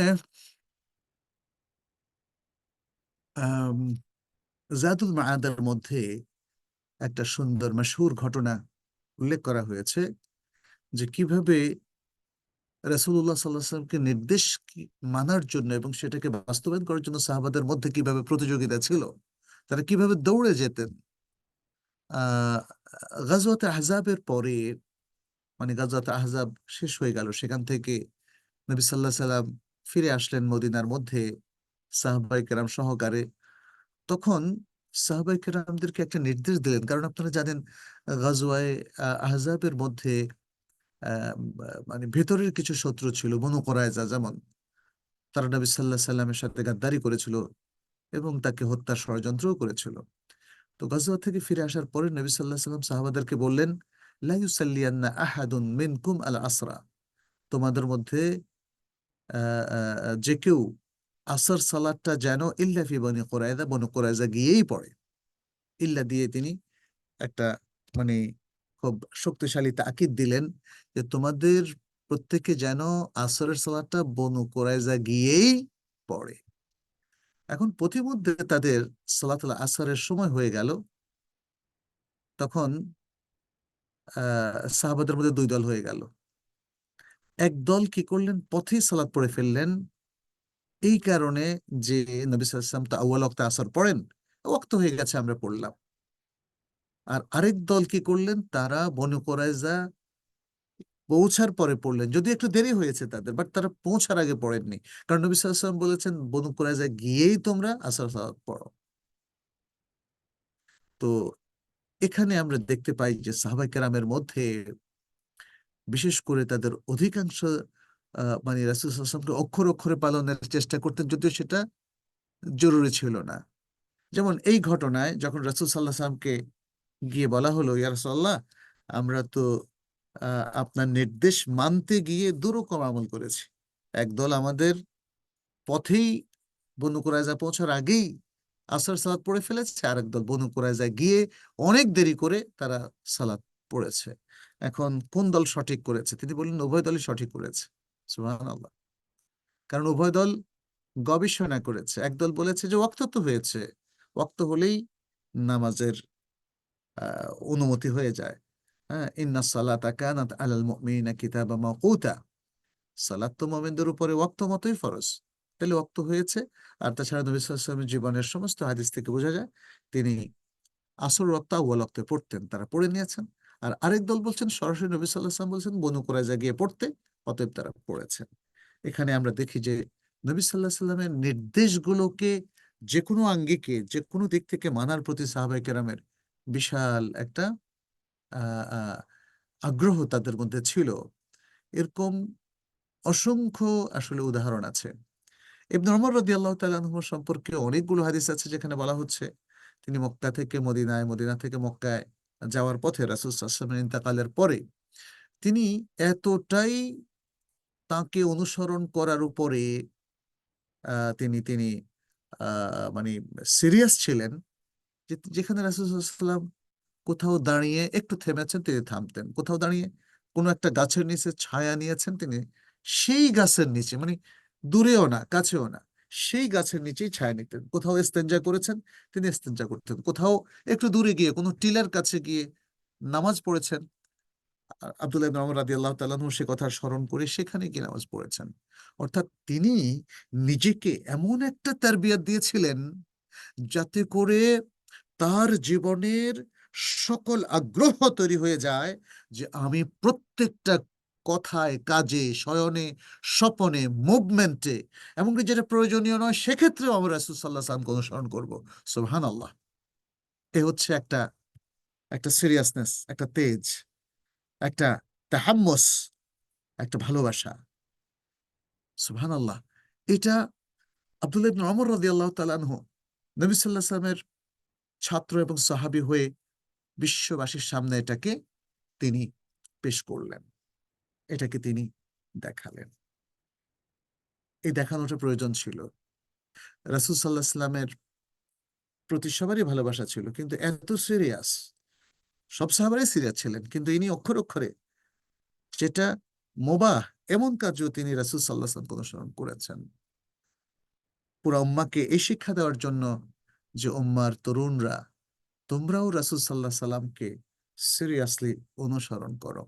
আর আপনারা মনে হয় এটা জানেন যে রাসূল সাল্লাল্লাহু আলাইহি সাল্লাম যখন বদরের যুদ্ধ করেন, তখন এই আব্দুল্লাহ ইবনে ওমর রাদিয়াল্লাহু তাআলা আনহুমা, তার বয়স অল্প ছিল, 12, 13, 14 এরকম ছিল তাদের বয়স, কিশোর কিশোর ছিলেন। তাহলে যখন রাসূল সাল্লাল্লাহু আলাইহি সাল্লাম মারা যান 10ম হিজরি সালে বা 11 হিজরি সালে, তখন তার বয়স কত ছিল? ধরেন আরো 9 বছর, 22, 23, 21, 22, 23 এরকম। তাহলে এই তরুণ সাহাবী রাসূল সাল্লাল্লাহু আলাইহি ওয়াসাল্লামের ইন্তেকালের পরে তরুণ বয়সেই এভাবেই তাকে অনুসরণের জন্য চেষ্টা করতেন। এ হলো প্রথম প্রজন্মের তরুণদের অবস্থা। আজকে আমাদের তরুণদের কি অবস্থা? আমাদের তরুণরা, আসলে তরুণদেরকে আমরা দোষ দেব না। এখন তো অনেকে তরুণদেরকে একটা বিশেষ জেনারেশন বলে, জেনজি, হ্যাঁ, জেড জেনারেশন, আলফা জেনারেশন, যাই হোক, যে জেনারেশনই হোক না কেন, তারা হয়তো তাদের কিছু কালচারাল, কিছু বুদ্ধিবৃত্তিক তাদের পরিবর্তন বা আমি বলবো অগ্রসরতা তাদের অর্জিত হয়েছে। কিন্তু এর মানে এই নয় যে তারা রাসূল সাল্লাল্লাহু আলাইহি সাল্লাম থেকে তারা তারা মানে রাসূল সাল্লাল্লাহু আলাইহি সাল্লামের কোনো সহযোগিতার প্রয়োজন তাদের নেই। রাসূল সাল্লাল্লাহু আলাইহি সাল্লামের আদর্শ থেকে তাদের মুক্তি হয়ে গেছে, এটা তো মুসলিম মাত্র ভাবতেই পারে না। কিয়ামত পর্যন্ত রাসূল সাল্লাল্লাহু আলাইহি সাল্লামের সাথে আমাদের কানেকশনটা লাগবে, তার সুন্নাহর সাথে আমাদের কানেকশনটা লাগবে। তাহলে আমরা নিজেরা, আমাদের আত্মীয়স্বজন, সন্তান-সন্ততি, প্রজন্ম সবাইকে রাসূল সাল্লাল্লাহু আলাইহি সাল্লামের সাথে কানেক্টেড করে দিতে হবে। এখন কানেকশনের পরে কিন্তু আমাদের আরো কিছু কাজ থেকে যায়, আরো কিছু কাজ থেকে যায়। রাসূল সাল্লাল্লাহু আলাইহি সাল্লাম, আমরা নামটা জানলাম এবং তিনি শ্রেষ্ঠ মানুষ, তার এই গুণ সবই জানলাম। তার সিরাত সম্পর্কেও আমরা পড়াশোনা করলাম। তাহলে তাহলে কি যথেষ্ট? না, তাহলে যথেষ্ট নয়। আরো কিছু সতর্কতার প্রয়োজন, সেটা নিয়ে আমরা একটু আলাপ করব। প্রথম যে বিষয়টা দরকার সেটা হলো রাসূল সাল্লাল্লাহু আলাইহি সাল্লামের অথেন্টিক, বিশুদ্ধ সিরাহ বা সহিহ সিরাতুন নবী, এটা আমাদেরকে জানতে হবে। আমাদের প্রজন্মকে, আমাদের সন্তানদেরকে আমরা সিরাতুন নবীর সহিহ ঘটনাগুলো সম্পর্কে জানাবো। যে ঘটনাগুলো বাতিল, বানানো, বানোয়াট, সেগুলো থেকে তাদেরকে দূরে রাখতে হবে। কারণ আপনারা জানেন যে যেমন খাসায়েসুল কুবরা, সুয়ুতির একটা বই, অনেকেই বলেন যে সেটা হয়তো একটা সংকলন, যেটা সুয়ুতির দিকে নিসবত করা হয়। সেখানে এত অসংখ্য দুর্বল কথাবার্তা এবং বানানো কথাবার্তা আছে যে রাসূল সাল্লাল্লাহু আলাইহি সাল্লাম এর প্রকৃত সিরাত সেখানে কিন্তু পাওয়া যায় না। এরকম একটা ভুল বইয়ের পাল্লায় পড়লে তাহলে কিন্তু আমাদের খবর আছে, যেটাকে বলা হয়, আমরা আমরা রাসূল সাল্লাল্লাহু আলাইহি সাল্লামকে রোল মডেল হিসেবে মেনেই বা লাভ কি? প্রকৃত রাসূলের সিরাতকে যদি আমরা জানতে না পারি, তাহলে রাসূল সাল্লাল্লাহু আলাইহি সাল্লামকে রোল মডেল হিসাবে মেনে লাভটা কি? তাই না? আপনি আমাদের বাংলাদেশে দেখবেন যে মানুষ জশ্নে জুলুস করে, মানুষ ঈদে মিলাদুন্নবী করে, মানুষ রবিউল আউয়াল মাস আসলে নানা ধরনের বেদাতি কর্মকাণ্ড করে। যেটার ইঙ্গিত আমরা আলোচনার আরেকটা পর্যায়েও দিয়েছিলাম। তাহলে এই যে লোকেরা রাসূল সাল্লাল্লাহু আলাইহি সাল্লামের মাহাব্বা পোষণ করছে এবং তার মাহাব্বাতে তাকে রোল মডেল বানাচ্ছে এবং এই কাজগুলো করছে, তাহলে তাকে রোল মডেল বানিয়ে তারা কি লাভটা করলো? যেহেতু তারা অথেন্টিক সিরা অনুযায়ী কাজ করছে না, অথেন্টিক জ্ঞান তারা অর্জন করলো না, এবং রাসূল সাল্লাল্লাহু আলাইহি সাল্লামের অথেন্টিক ইত্তেবা তারা করলো না। সুতরাং এর মধ্যে আসলে আমাদের অনেক অনেক মানে ব্যর্থতা আমি বলবো। আচ্ছা, যদি আমরা অথেন্টিক সিরা জানতে পারি, রাসূল সাল্লাল্লাহু আলাইহি সাল্লামকে কোরআন এবং হাদিসের আলোকে জানতে পারি, তাহলে আসলে এটা আমাদের ইমানকে দৃঢ় করবে, অন্তরকে শক্তিশালী করবে এবং আমাদের হককে নিশ্চিত করবে, এবং এটা আমাদের জন্য একটা স্মরণিকা হবে, রিমাইন্ডার হবে। এমনটি বলেছেন আল্লাহ সুবহানাহু ওয়া তাআলা সূরাতুল হুদের 120 নম্বর আয়াত। আল্লাহ সুবহানাহু ওয়া তাআলা বলছেন, ওয়া কুল্লান নাকুসসু আলাইকা মিন আনবাইর রুসুল মা নুসাব্বিতু বিহি ফুআদাক ما نثبت به فؤادك وجاءك في هذه الحق وموعظة وذكرى للمؤمنين وجاءك في هذه الحق وموعظة وذكرى للمؤمنين। আর তোমার কাছে সকল রাসূলগণের কাহিনী আমি বর্ণনা করে দিচ্ছি, যা দিয়ে তোমার অন্তরকে আমি সুদৃঢ় করে দেব এবং যা তোমার কাছে এই ব্যাপারে এসেছে সেটা হক এবং উপদেশ, আর মুমিনদের জন্য সেটা স্মরণিকা। আল্লাহ সুবহানাহু ওয়া তাআলা বলছেন কোরআনের মধ্যে 19 জন রাসূলের কাহিনী তিনি উদ্ধৃত করলেন, বর্ণনা করলেন অত্যন্ত সুললিত ভাবে। নবীদের কাহিনী শুনতে তো ভালোই লাগে। এরপরে তিনি বললেন কি, বললেন যে সেই সকল নবীদের হেদায়েতকে ইক্তেদা করতে, অনুসরণ করতে। উলাইকাল্লাযীনা হাদাল্লাহু ফাবিহুদাহু মুক্তাদিহ, তারা হলেন সেই মানুষেরা আল্লাহ যাদেরকে হেদায়েত করেছেন, অতএব তাদের হেদায়েত গ্রহণ করুন। এটা তাওহীদের কথা বলা হচ্ছে আসলে, কারণ সকল নবীদের দিন ছিল তাওহীদ ভিত্তিক, অতএব তাওহীদই দিন, এটা সেম, যদিও শরীয়তের কিছু কিছু ব্যাপারে ইখতিলাফ ছিল। আমাদেরকে রাসূল সাল্লাল্লাহু আলাইহি সাল্লামের বিশুদ্ধ সিরাতের পুরোটাই বিস্তারিতভাবেও জানার সর্বাত্মক চেষ্টা করতে হবে, পড়তে হবে। অদ্ভুত বিষয় হলো আমাদের অনেকেই অনেক বয়স পর্যন্ত এখনো জীবনে একবারও সিরাতুন নবী সাল্লাল্লাহু আলাইহি সাল্লাম পড়ে নাই, না বাংলায়, না ইংরেজিতে, না আরবিতে। তো তারা রাসূল সাল্লাল্লাহু আলাইহি সাল্লামকে চিনবে কি করে? অথচ রাসূল সাল্লাল্লাহু আলাইহি সাল্লামকে শুধু নবী হিসেবে দাবি করলে তো হবে না, তাকে চিনতে হবে তার উপর পড়াশোনা করে। যেহেতু তিনি তো এখন আমাদের সময় জীবিত নেই, তিনি সেই 1400 বছর আগেই আল্লাহ তাকে নিয়ে গেছেন, তিনি মারা গিয়েছেন। ফলে তাকে আমাদেরকে জানতে হবে তার সিরাতের মাধ্যমে। অতএব সিরাতটা ডিটেলস, সংক্ষেপ সিরাত হলে আপনি সংক্ষেপে তাকে জানলেন, বিস্তারিত হলে আপনি তাকে বিস্তারিত জানতে পারবেন। এখানে আমরা দেখি যে তার সিরাত নিয়ে অনেকগুলো সহিহ সনদের বই রচিত হয়েছে। আমাদের সরাসরি ওস্তাদ মাদানী ইউনিভার্সিটিতে আমার ডক্টর সাইফুল্লাহ, ডক্টর জাকারিয়া, ওনাদের সবার ওস্তাদ ছিলেন প্রফেসর ডক্টর আকরাম দিয়াল উমারি। প্রফেসর ডক্টর আকরাম দিয়াল উমারি তিনি সহি হাদিসের আলোকে রাসূল সাল্লাল্লাহু আলাইহি ওয়াসাল্লামের সিরা তিনি লিখেছেন। অতএব সে বইগুলো আমরা অধ্যয়ন করতে পারি। আচ্ছা, রাসূল সাল্লাল্লাহু আলাইহি ওয়াসাল্লামের এই সিরা অধ্যয়নের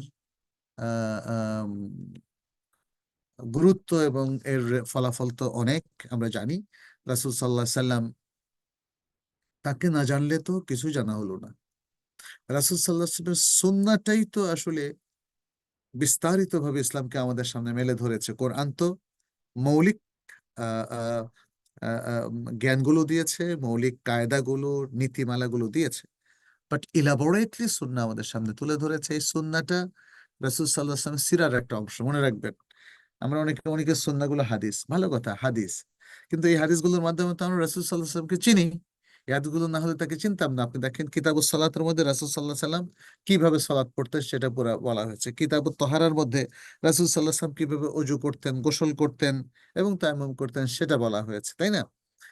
এভাবে কিতাবুল হজ্জের মধ্যে রাসূল সাল্লাল্লাহু আলাইহি ওয়াসাল্লাম কিভাবে হজ করেছেন সেই বায়োগ্রাফিটা আছে। রাসূল সাল্লাল্লাহু আলাইহি ওয়াসাল্লাম কিতাবুল উমরার মধ্যে কিভাবে উমরা করেছেন সেটা এসেছে।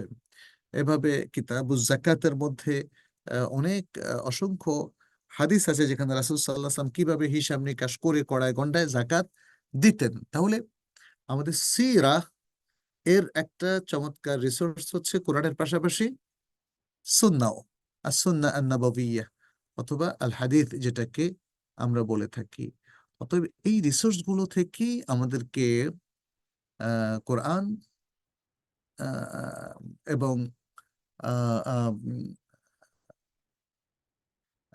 এই রিসোর্স গুলো থেকে আমাদেরকে সিরাতুন নবীর উপাত্তগুলো, তথ্যগুলো নিতে হবে। আপনি দেখেন কোরআন কি বলছে, আলাম ইয়াজিদকা ইয়াতীমান ফাআওয়া, তোমাকে কি তিনি ইয়েতিম হিসেবে পান নাই তারপর আশ্রয় দিয়েছেন?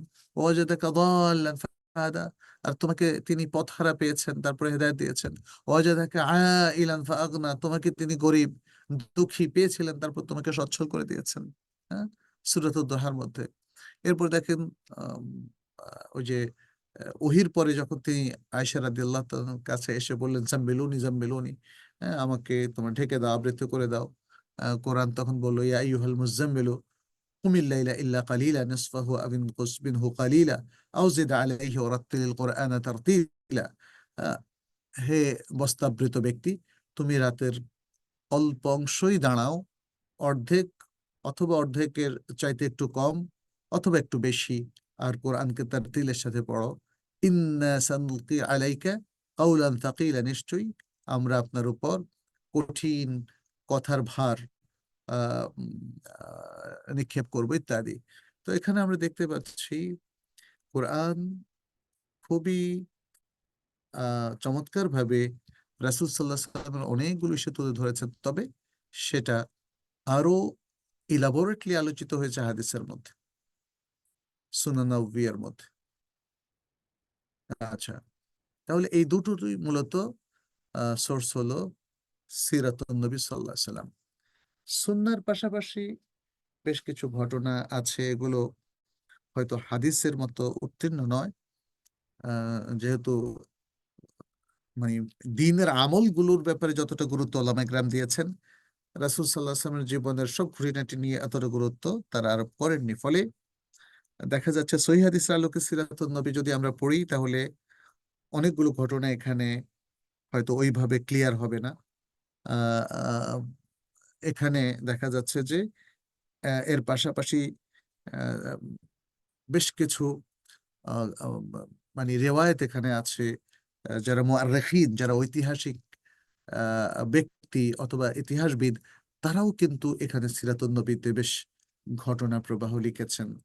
তো যাই হোক, শেষ সবকিছুর উপরই আহ, আহ, যাচাই বাছাই শেষে যারা অধ্যয়ন করে শেষ পর্যন্ত সিরাতুন নবী, সহিহ সিরাতুন নবী দাঁড় করিয়েছেন, তাদের মধ্যে অনেক রাইটার আছে। ডক্টর মাহদি, তার বই রিয়াদ থেকে ছাপানো হয়েছে। আল্লামা সফিউর রহমান মোবারকপুরী।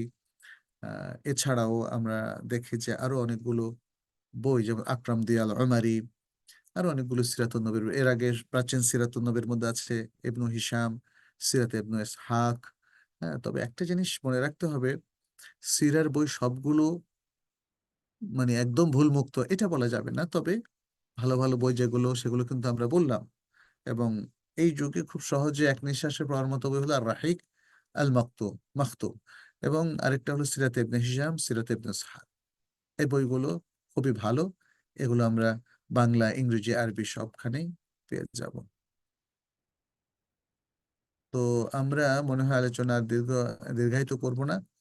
আমরা রাসূল সাল্লাল্লাহু আলাইহি ওয়াসাল্লামের জীবন বৃত্তান্ত নিয়ে আজকে আলোচনা করিনি, বরং তাকে কদুয়া হিসাবে মেনে নেওয়ার জন্য আমাদের যা করণীয় সেটা আমরা এখানে উল্লেখ করলাম। আপনাদের প্রতি আমরা আহ্বান করব যে আসুন আমরা জীবনের একমাত্র রোল মডেল হিসেবে রাসূলুল্লাহ সাল্লাল্লাহু আলাইহি সাল্লামকে গ্রহণ করি এবং এই গ্রহণ করাটাকে সার্থক করে তুলি তার সুন্নাহকে মেনে চলার মধ্য দিয়ে এবং তার যে রেখে যাওয়া বিশাল জ্ঞানের সম্ভার হাদিস, সেগুলো নিয়ে গবেষণা করে বিশুদ্ধ হাদিসগুলোর আলোকে জীবন গড়ার মধ্য দিয়ে আমরা যদি নিজেদেরকে গড়ে তুলতে পারি, তাহলেই প্রকৃত অর্থে রাসূলুল্লাহ সাল্লাল্লাহু আলাইহি সাল্লামকে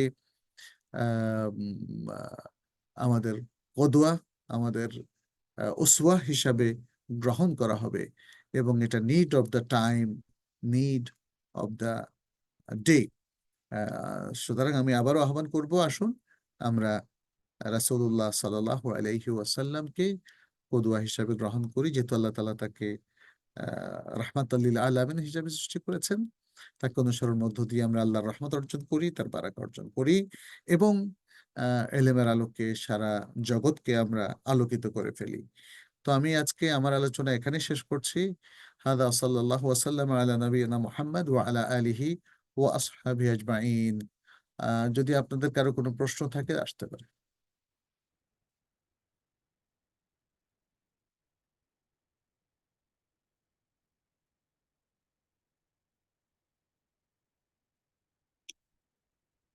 আপনারা চ্যাট বক্সে প্রশ্নগুলো মনে হয় দিয়েছেন, আমি হয়তো অনেক সময় পাবো না। জাযাকাল্লাহ দিয়েছেন অনেকেই, আপনাদের সবাইকে আল্লাহ জাযায়ে খায়ের দান করুক, দোয়া করি। আমি চেষ্টা করব আপনাদের কিছু গুরুত্বপূর্ণ প্রশ্নের উত্তর দিতে। আপনারা অনেকেই আমিন বলেছেন, আপনাদেরকে শুকরিয়া। অনেকেই দোয়াও করেছেন। আল্লাহ আপনাদের আমাদের সবার দোয়া কবুল করুন। আল্লাহ আমাদের তৌফিক দান করুন যেন আমরা তার দ্বীনের উপর অটল থাকতে পারি, ইস্তেকামত অর্জন করতে পারি। আচ্ছা, দেখি দু একটা প্রশ্ন। আপনারা একজন বলেছেন, আমরা সবাই সবার জন্য দোয়া করি, আমাদের আল্লাহ দুনিয়া আখিরাত সহজ করে দিন। যে আমিন আমিন, আমরা সবাই বলি আমিন। আল্লাহ যেন আমাদের দুনিয়া আখিরাত উভয়টাই সুন্দর করে দিন এবং সহজ করে দিন। বারাকাল্লাহু ফিকুম। আপনারা অনেকেই সুন্দর সুন্দর দোয়া করেছেন। আল্লাহ আমাদের ভালো দোয়াগুলো যেন কবুল করে নেন।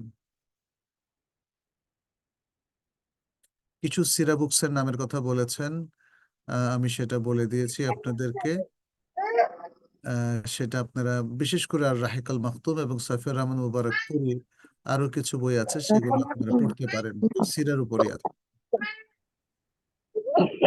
রাসূল সাল্লাল্লাহু আলাইহি সাল্লামের উপর একটা সুন্দর বই আছে, এটা হলো নাদরাতুন নাঈম। নাদরাতুন নাঈম, এই বইটা 12 খণ্ড।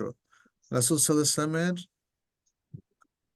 যত সুন্দর গুণাবলীর বেরোন কোথায় মন্দ গুণগুলো আছে সেগুলো সেখানে উল্লেখ করা হয়েছে। জি। আচ্ছা আপা, আর কি কোনো প্রশ্ন আছে কারো?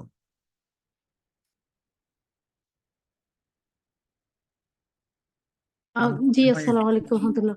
আমরা অনেকেই হাত তুলেছেন, আপনি উপর থেকে ও আচ্ছা, আপনারা তুমি ঠিক একটু আছে। ইয়ে করো, জি ভাইয়া দেখা যায়?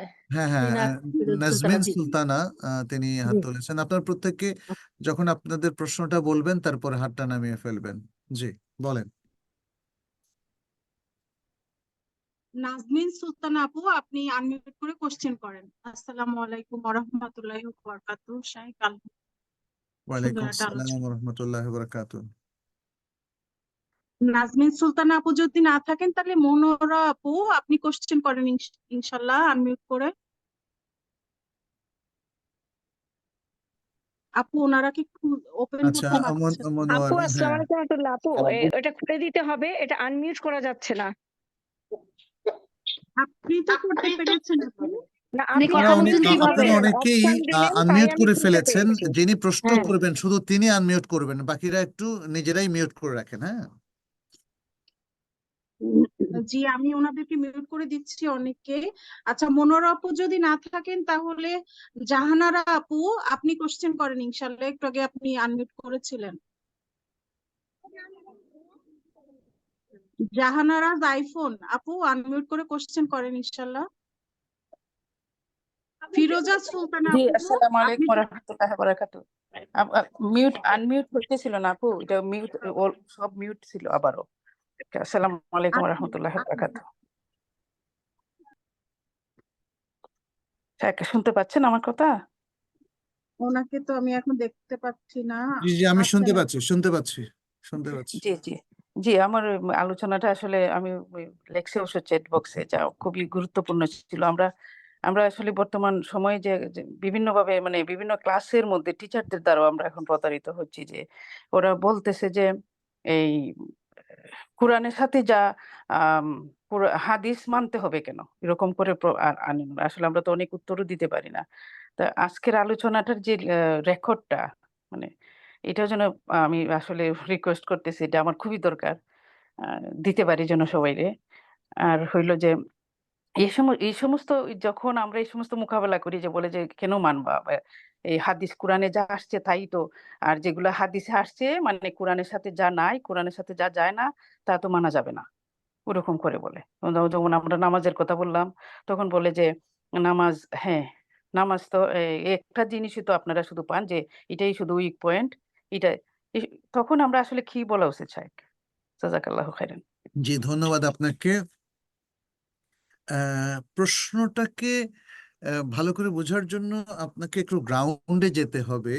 সেটা হচ্ছে বিশ্বব্যাপী ইসলামকে মূলোৎপাটন করার জন্য একটা চক্র কাজ করছে, এবং এই চক্রটা পাশ্চাত্যে খুবই অ্যাক্টিভ, এবং সে তার কালো থাবা আমাদের মুসলিম দেশগুলোতেও বিস্তার করেছে। মূলত এটা আহ, আহ, অনেক পুরনো আরব দেশেও ছিল এই ধরনের একটা চক্র, যারা মূলত সুন্নাকে ধ্বংসের মধ্য দিয়ে ইসলামকে ধ্বংস করতে চেয়েছিল। পরবর্তীতে আমেরিকাতে বেশ কিছু বিভ্রান্ত আরব বা রাশাদ খালিফা এরা আপনার এই মুভমেন্টটাকে শক্তিশালী করে। পরবর্তীতে দেখা যায় যে তারা দক্ষিণ এশিয়া, আমাদের বাংলাদেশ, পাকিস্তান, ভারত ইত্যাদি বিভিন্ন দেশে তারা ছড়িয়ে ছিটিয়ে পড়ে। এবং আমরা দেখতে পাচ্ছি গত বিশেষ করে এক দশক ধরে তারা তাদের মুভমেন্টটা খুবই স্ট্রং। তারা বোঝাতে চাচ্ছে আমরা শুধু কোরআন মানবো, হাদিস মানবো না। এটা হচ্ছে তাদের মটো। এবং এই মটোটাকে তারা এস্টাবলিশ করার জন্যে তারা নানা রকম কনফিউশন ছড়াচ্ছে। তারা বলতে চাচ্ছে যে হাদিসটা আসলে এটা তৈরি করা, মানুষ এই হাদিসগুলো বানিয়েছে। তার প্রমাণ হলো রাসূল সাল্লাল্লাহু আলাইহি সাল্লামের ইন্তেকালের ২৫০ বছর পরে হাদিস লেখা শুরু হয়। ফলে এটা কিভাবে সম্ভব যে এই হাদিসগুলো রাসূল সাল্লাল্লাহু আলাইহি সাল্লামের কথা কাজ, অথচ সেটা লেখা হয়েছে ২৫০ বছর পরে। এটা দিয়ে তাদের শুরু। এরপরে হাজারো রকম কনফিউশন তারা ছড়ায়। একজন মিথ্যাবাদী মানুষ যদি মিথ্যা কথা বলতে শুরু করে, তে হাজারো মিথ্যা কথা বলে, হ্যাঁ। আর আপনার যদি জ্ঞান না থাকে, আপনি সে মিথ্যাগুলোকে সত্য ধরে নেবেন। এটা অনেকটা ম্যাকিয়াভেলির মতো। সে বলে দিয়েছে যে একটা মিথ্যাকে বারবার বললে এটা একটা প্রজন্মে এসে মানুষ সেটাকে গ্রহণ করে ফেলে। তো আমাদের জাতির দশা হয়েছে সেই। আপনি দেখেন, শিয়া তো ইসলামের প্রথম ছিল না। একদল শিয়া হওয়ার পরে তারা নতুন নতুন হাদিসের গ্রন্থ বানিয়েছে, এবং আমাদের সহিহ বুখারী টখারী এগুলোকে তারা অস্বীকার করা শুরু করেছে। এখনকার শিয়ারা এই ইতিহাসই জানে না। তারা মনে করে তারা আসলে সঠিক পথে আছে। ঠিক এভাবেই যখন মুসলিমরা অধিকাংশ জ্ঞান থেকে দূরে সরে যায়, তখন তাদেরকে বোঝানো হয়, দেখো কোরআনটা হলো আসল, আর হাদিসটা এটা মানা যাবে না, এটা বানোয়াট একটা জিনিস। তো যারা জাহেল, অজ্ঞ, মূর্খ, তাদের কাছে এটা অনেক সঠিক মনে হয়। তাই তো, ঠিকই তো বলছেন, আল্লাহর কালাম বাদ দিয়ে আমরা হাদিসে জানবো। আবার হাদিসের মধ্যে দেখা যায় জাল হাদিস আছে, দাইফ হাদিস আছে। তো এত কিছুর দরকার কি, আমি কোরআনই মানি। কোরআনটাও যেহেতু সবাই মানে, আমরা কোরআন মানি, আর হাদিসটা দরকার নাই। এ কথাগুলো জাহেল লোকদের খুব ভাল লাগে। আমি দেশে আমরা অনেক প্রমাণ পেয়েছি যে আন্তর্জাতিক কিছু চক্র আছে যারা সাধারণ মুসলিমদের ইমান নিয়ে ছিনিমিনি খেলছে। আপনারা জানেন আমাদের বাংলাদেশে মিশনারিরা আছে, বিভিন্ন বিভ্রান্ত ফেরকাগুলো আছে, কাদিয়ানিরা আছে, এরা কাজ করে মানুষকে বিভ্রান্ত করার জন্য। ঠিক তেমনি আরেকটা দল কাজ করে এবং তাদের এখানে অনেক বড় ইনভেস্টমেন্টও আছে, এগুলো আমাদের কাছে প্রমাণিত। তারা যেন সাধারণ ভাই বোনেরা হাদিসকে না মানে সেই জন্য তারা কাজ করে যাচ্ছে। তারা অনেক বই লেখে, কারণ মানুষের মধ্যে বিভ্রান্তি ছড়ানো সহজ, বিভ্রান্তি থেকে মানুষকে তুলে নিয়ে আসা কঠিন। আপনারা অনেকেই আমি জানি আমার সাথে আপনারা শেয়ার করেছেন যে পাশ্চাত্যে আপনাদের ছেলেমেয়েরা অনেকেই ইউনিভার্সিটিতে যাওয়ার পরে আপনাদের কথা আর শোনে না। তারা বিভ্রান্তিমূলক কথা এবং নাস্তিকতামূলক আচরণ তারা করছে। আমাকে অনেকে বলেছেন আমেরিকাতে, নর্থ আমেরিকা কিংবা আরো বিভিন্ন দেশে যারা আছেন। তো এখানে আপনি লক্ষ্য করেছেন তো, মানে মানুষ একবার বিভ্রান্ত হয়ে যাওয়ার পর ফিরিয়ে নিয়ে আসা, সেই জন্য যে সন্তান হয় এবং আমাদের বোনদের পেটের সন্তান হয় তবুও সেটা কঠিন। তাহলে আমাদেরকে এই জায়গায় সাবধান থাকতে হবে। আমি একটা কথা বলে শেষ করে দিচ্ছি প্রশ্নের উত্তর, যে কোরআন যেমন সত্য, হাদিসও তেমন সত্য। কিছু মানুষ হাদিসের নামে জালিয়াতি করেছে। আপনার আব্দুল্লাহ জাহাঙ্গীর রাহমাহুল্লাহ, তার একটা বই পাবেন হাদিসের নামে জালিয়াতি, ওটা পড়ে দেখেন। তাহলে কেউ যদি জালিয়াতি করে তাহলে তো সত্য তো আর মিথ্যা হয়ে যাবে না। এই পৃথিবীতে এখনো অনেক সত্যবাদী মানুষ আছে, এখন অনেক জালিয়াত মানুষ, মিথ্যাবাদী, খারাপ মানুষ থাকার কারণে সব মানুষকে কি আমরা জালিয়াত বলে ফেলবো, খারাপ বলে ফেলবো? না। অতএব এই কাজটা করা যাবে না। হাদিস ছাড়া ইসলাম টিকবে না। বিশুদ্ধ, এই জন্য আমরা বিশুদ্ধ অথেন্টিক হাদিসের কথা বলছি, ফ্যাব্রিকেটেড জাল হাদিসের কথা বলছি না। জাল যারা বানিয়েছে এগুলো আমাদের ওলামায়ে কেরাম আগেও ধরেছেন, এখনো ধরে ফেলেছেন। জাল হাদিসের সংকলন আছে, এগুলো জাল হাদিস মানা যাবে না। কিন্তু জাল হাদিসের কারণে সত্য এবং অথেন্টিক হাদিসগুলো বাতিল হবে, এটা কখনো সঠিক নয়। আমি আপনাদেরকে প্রসঙ্গক্রমে আরেকটা কথা বলবো। আমরা আমাদের ইমাম বুখারী ট্রাস্ট, তাইবা একাডেমি, কুল্লিয়াতুল কোরআনুল কারীম, আমরা ড্যাফোডিল ইন্টারন্যাশনাল ইউনিভার্সিটি সহ ঢাকাতে যে একটা বড় ইউনিভার্সিটি আছে প্রাইভেট, এই ইউনিভার্সিটি সহ এবং আরো কয়েকটা অর্গানাইজেশন মিলে আমরা একটা সুন্নাহ কনফারেন্স করছি। আপনারা সেটাকে ফলো করবেন। এটা নভেম্বরের প্রথম শনিবার রোববারে হবে। যারা বিদেশে থেকে অনলাইনে আমাদের কনফারেন্সে অ্যাটেন্ড করতে চান, অ্যাটেন্ড করার সুযোগ আপনাদের আছে। আমি ইনশাল্লাহ আমি আপনাদেরকে সেই লিঙ্কটা প্রোভাইড করব। এটা হলো সুন্নার প্রামাণিকতা, সুন্নার মানে হাদিসের প্রামাণিকতা এবং এতৎ সংক্রান্ত সংশয় সমূহের অপনোদন, প্রেক্ষাপট বাংলাদেশ। বাংলাদেশের প্রেক্ষাপটটা আমরা এখানে নিয়ে আসবো, যদিও এর অধিকাংশ কথা আন্তর্জাতিক প্রেক্ষাপটকে কেন্দ্র করেই রচিত। আমরা এই ব্যাপারে আমাদের প্রায় 40 জনের মতো স্কলার তারা লেখা জমা দিয়েছেন। আমরা পরবর্তীতে লেখাটা বই আকারে ছাপিয়ে আপনাদের হাতে পৌঁছে দিব ইনশাল্লাহ। তো প্রসঙ্গত এটাও বলে নেই, আমাদের এই কনফারেন্সের বেশ খরচ আছে। আপনারা যদি সেই জায়গায় কিছু কন্ট্রিবিউশন করতে চান অল্প স্বল্প, সেটারও সুযোগ আছে। তো আপাতত প্রশ্নের উত্তর আমি এখানে ক্ষান্ত দিচ্ছি। এরপরে অন্য যে কোনো বোন প্রশ্ন করতে পারেন। আপনারা দেখেন যে পরের বোন কে। জি, ফিরোজা ও সুলতানা আপু, আপনি কোশ্চেন করেন। পরের বোন ছিলেন ফিরোজা সুলতানা। জি, আসসালামু আলাইকুম ওয়া রাহমাতুল্লাহি ওয়া বারাকাতুহু। শাইখ, ওয়ালাইকুম আসসালাম ওয়া রাহমাতুল্লাহি ওয়া বারাকাতুহু। জি, আমার প্রশ্নটা হচ্ছে এই যে আপনার পূর্ববর্তী উত্তরের রেশ ধরেই বলছি যে যেহেতু ইউরোপ কান্ট্রিগুলোতে এই ধরনের একটা পরিবেশ, হ্যাঁ, সেক্ষেত্রে আমরা মেয়ে বিয়ে দেওয়ার ব্যাপারে কি আমরা কি ওখানে কি জায়েজ হবে যদি কোনো আমেরিকা প্রবাসী বা অন্য ইউরোপ কান্ট্রিতে থাকে এরকম কোনো ছেলের কাছে মেয়ে বিয়ে দেওয়া কি ঠিক হবে? যদিও মেয়ে যদি মানে একদম প্র্যাকটিসিং মুসলিমা হয়। যে আপনারা যারা ইউরোপ আমেরিকাতে আছেন, নানা কারণেই হয়তো আপনাদের জন্য হিজরত করে চলে আসা কঠিন, কারণ আপনারা সেই কমিউনিটিতে আমি স্থায়ীভাবে। কিন্তু দেশে থাকি, আমি ও বাংলাদেশেই থাকি। আচ্ছা, যাই হোক, যারা সেখানে থাকেন তাদের জন্য হয়তো উত্তম আমি বলবো আপনার লোকালিটি থেকেই পাত্র পাত্রী জোগাড় করা, যদি মুত্তাকি পাত্র, দিনদার পাত্র, দিনদার পাত্রী পাওয়া যায়। ইউরোপ, আমেরিকা, কানাডা, অস্ট্রেলিয়াতে যারা আছেন তারা সেখানে দিনদার পাত্র পাত্রী থাকলে তাদের কাছে বিয়ে দিবেন, কারণ বেদ্দিনের কাছে তো দেওয়া যাবে না। আপনি যদি মানে একটু অন্য দেশে চলে যান, অর্থাৎ আপনি বাংলাদেশে আছেন, অস্ট্রেলিয়া কারোর সাথে আপনি আত্মীয়তা করতে চান, অস্ট্রেলিয়াতে আছেন, বাংলাদেশের কারোর সাথে আত্মীয়তা করতে চান, এই জায়গায় আমরা দেখি যে বেশ অনেক ক্ষেত্রে যদি সবাই সমান দিনদার হয় তাহলে হয়তো মানিয়ে নেওয়া যায়। অনেক সময় এটা মানিয়ে নেওয়া যায় না, কারণ যারা অস্ট্রেলিয়ায় বর্ন, আমেরিকাতে বর্ন, কানাডাতে বর্ন, ইউরোপে বর্ন, এদের একটা আলাদা কালচার গড়ে ওঠে এবং বাংলাদেশের কালচারের সাথে এটা যায় না। এই জন্য একটা বড় ধরনের সমস্যা তৈরি হয়। এই কালচারাল পার্থক্যের কারণে দাম্পত্য কলহ তৈরি হয়, অনেক সময় সেই বিয়েগুলো টেকেও না। এই জন্য আপনারা একটু সতর্ক থাকবেন। সবচেয়ে বড় কথা হচ্ছে, আপনি বাংলাদেশে থাকেন, আপনার মেয়েকে ইউরোপিয়ান, আমেরিকান, অস্ট্রেলিয়ান কারোর সাথে বিয়ে দিলেন, এটা কোনো গৌরবের ব্যাপার না। বাট আমি বলবো না যে এটা একদম দেবেনই না, এটা আপনাদের পছন্দের একটা ব্যাপার তো আছেই।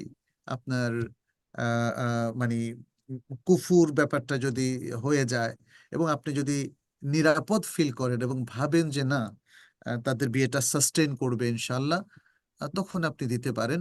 কিন্তু আহ, আহ, বিশেষ করে মেয়েদের ক্ষেত্রে আপনাদের সতর্ক থাকতে হবে।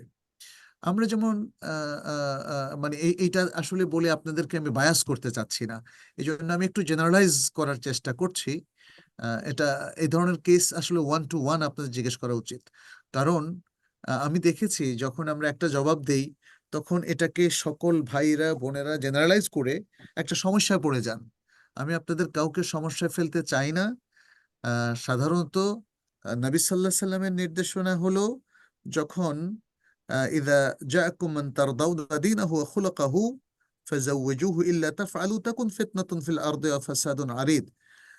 বলছেন, যখন তোমাদের কাছে এমন কোন দিনদার পাত্র চলে আসে যার দিনদারি এবং আখলাকে তোমরা সন্তুষ্ট, তাহলে তাকে বিয়ে করিয়ে দাও। আহ, যদি বিয়ে না করাও তাহলে পৃথিবীতে বড় ফিতনা এবং ফাসাদ সৃষ্টি হয়ে যাবে, অর্থাৎ জেনা ব্যভিচার সৃষ্টি হবে। তাহলে এখানে কিন্তু দেশের গণ্ডির কথা বলা হয় নাই। কিন্তু আমরা এখন মানে চিন্তা করি যে কোথায় বিয়ে দিলে ভালো হবে। এটা বাংলাদেশের মধ্যেও দেখবেন এক জেলার সাথে আরেক জেলার ম্যাচ নাও করতে পারে। এক জেলার সাথে, আমি জেলাগুলো উল্লেখ করলে আপনারা বায়াসড হয়ে যাবেন, এই জন্য আমি কিছু উল্লেখ করব না।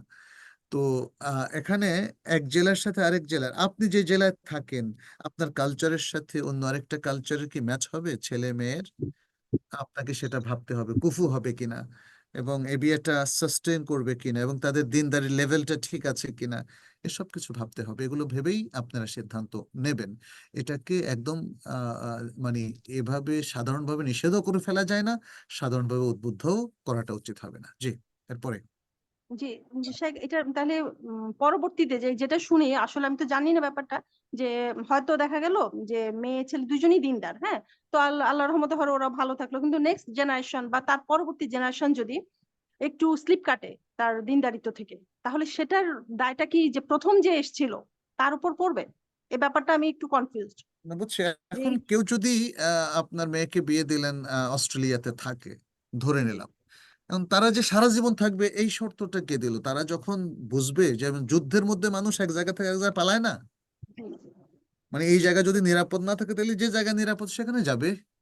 বিষয়টা তো এমন জরুরি না যে তারা এখন অস্ট্রেলিয়াতে থাকে, হয়তো পিএইচডি করছে বা যে কোনো একটা জিনিস, এখানেই থেকে যাবে, নেক্সট জেনারেশন হবে, নেক্সট জেনারেশন ভালো করার জন্য সে আরব দেশে আসবে, বাংলাদেশে ফিরে আসবে। আমার মনে হয় মানে ইয়েটা খুব ইজি। আপনি না, এমনি সেখানে যে বলে থাকার যে কথা কাছের দেশে, মাথায় ফিক্স কাছের করছেন দেশে কেন? যাওয়া আর ঠিক না। যদি কোনো বাবা মা তাদের নেগলেন্সির কারণে তার জেনারেশন বকে যায়, অবশ্যই বাবা মাকে জিজ্ঞেস করা হবে। আল্লাহ সুবহানাহু ওয়া তাআলা তাদেরকে জিজ্ঞেস করবেন এবং বাবা মা দায়ী হবেন, প্রাথমিকভাবে দায়ী হবেন। এই দায় তারা আল্লাহর কাছে এড়াতে পারবেন না। জি, ঠিক আছে। Next হচ্ছে আয়েশা খাতুন আপু, আপনি কোশ্চেন করেন। আয়েশা খাতুন আপু। আসসালামু আলাইকুম রহমতুল্লাহ বারকাতু। ওয়ালাইকুম আসসালাম ওয়া রাহমাতুল্লাহি ওয়া বারাকাতুহু। জি, সম্মানিত শেখ, আমি জানতে চাচ্ছিলাম আপনার রোজার একটা মনে হয় রোজার উপরে একটা বই আছে না, মানে আপনার কিসের কিসের উপরে বই আছে রোজার উপরে? বইটা আমি ছোট একটা চটি বই পেয়েছিলাম, তো জি আপনি জি, যদি একটু না। আমাদের ও এবার রোজার উপর সেই বইটা তো আছেই। এবার আমরা ডিটেলস একটা বড় বই করব। আমাদের তো এমনি আপনি জানেন ফিকহ সিরিজটা বের হয়েছে, ফিকহুত তাহারা, ফিকহুস সালাহ, ফিকহুজ যাকাত, ফিকহুল হজ আল উমরা। আর বাকি সিয়ামের উপর একটা বই থাকলো, এবার ফিকহুস সিয়ামটা বের হবে ইনশাল্লাহ। আবার সিয়ামের উপর একটা প্রশ্নোত্তরের বই বের হবে ইনশাল্লাহ। ও আচ্ছা, এগুলো এখনো বের হয়নি, হবে। আর ফে ফেকুল না, প্রায় সবগুলো হলুমরা হয়ে ওটা গেছে, বের শুধু হয়েছে। সিয়ামটা জি বাকি জি। আছে। আচ্ছা আচ্ছা আচ্ছা, জি আমি ওটাই জানতে চাচ্ছিলাম, কেন আপনার ছোট বইটা আমাকে গিফট করেছে, তো আমি ওটা খুবই ভালো প্রশ্ন উত্তরের সাথে সাথে ওই সিদ্দিক আপুদের হালাকাতে ছিলেন আপনি, আচ্ছা, তো আমাকে ইনশাল্লাহ আমি এই জন্য আপনার কাছ থেকে বইয়ের নামগুলো জানতে চাচ্ছিলাম, যে আপনার লেখা বইগুলো আমি নেব আর কি। এই জন্য ওটা খুবই সুন্দরভাবে অ্যান্সারটা, কোশ্চেন অ্যান্সার গুলি ছোট ছোট ভাবে দেওয়া আছে জি এই জন্য। আপনারা যদি আমাদের বইগুলো পেতে চান তাহলে তাইবা একাডেমির ইনবক্স থেকে আপনারা অর্ডার দিলে পেয়ে যাবেন ইনশাল্লাহ। আচ্ছা, বা তৌহিদ পাবলিকেশন থেকেও তো আছে মনে হয়। হুম, তাদের মাধ্যমে পাবেন, তাদের হ্যাঁ জি, মাধ্যমে পাবেন, ওকে। ওয়াফি লাইফের মাধ্যমেও পাবেন। জি, জি, ওকে ভাইয়া, জাজাকাল্লাহ খাইরান। বারাকাল্লাহ ফিকুম। খাদিজা খানম আপু, আপনি কোশ্চেন করেন। আসসালামু আলাইকুম রহমতুল্লাহ বরকাত। ওয়ালাইকুম আসসালাম। আমি আমি এই ভাইয়াকে একটু কোশ্চেন করছিলাম, বাট আমার স্টিল একটু কনফিউশন যে মাহারামের বিষয়টা ভাইয়া একটু এক্সপ্লেন করছিল।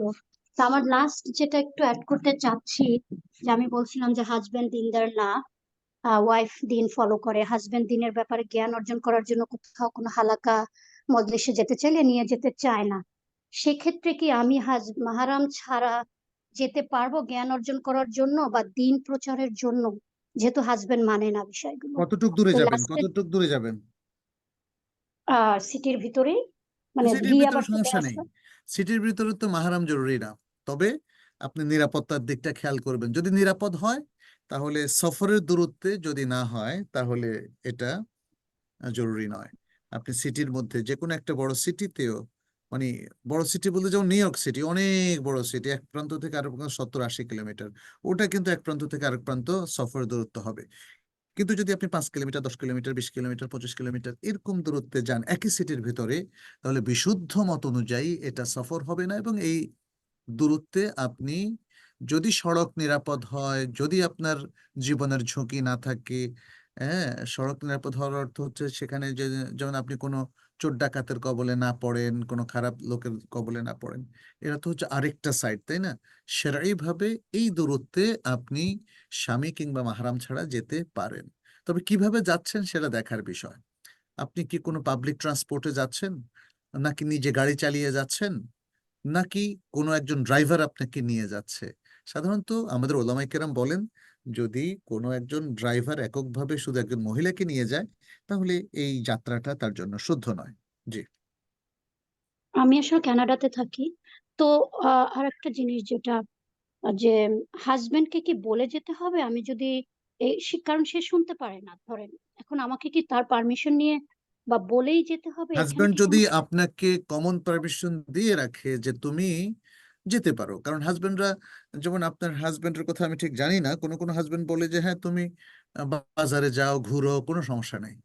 তাহলে মসজিদেও কোনো সমস্যা থাকার কথা না, তাই না? এবং এই ধরনের হালাকায় কোনো যাওয়ার সমস্যা, কারণ তিনি যদি দুনিয়াবি কিছু হয় তাতে তার কোনো সমস্যা নেই, আখেরাতের কিছু হয় এটা তো জাস্ট পছন্দের কারণে উনি বলছেন। যদি এভাবে কমন আপনাকে পারমিশন দিয়ে রাখেন তাহলে তার পারমিশন নেওয়ার প্রয়োজন নাই। আর যদি তিনি বলেন যে তুমি যেখানেই যাবা আমাকে বলে যাবা, তখন আপনার পারমিশনটা নিতে হবে। জাজাকাল্লাহ। আসসালামু আলাইকুম। বারাকাল্লাহ ফিকুম। ওয়ালাইকুম আসসালাম। মনোয়ারা আপু, আপনি কোশ্চেন করেন। নেক্সট আসছেন মনোয়ারা আপু। আপুকে আসসালামু অবশ্য আলাইকুম একবার রহমতুল্লাহ বারাকাতুহু। ওয়ালাইকুম আসসালাম রহমতুল্লাহ। শেখ, আমার প্রশ্নটা হচ্ছে যে বলা হয়েছে যে পরিপূর্ণভাবে দিনের মধ্যে প্রবেশ করো, এই কথার আলোকে আমি আমি কিছু কথা একটু জানতে চাই আপনার মুখ থেকে। জি, কি কথা জানতে চান?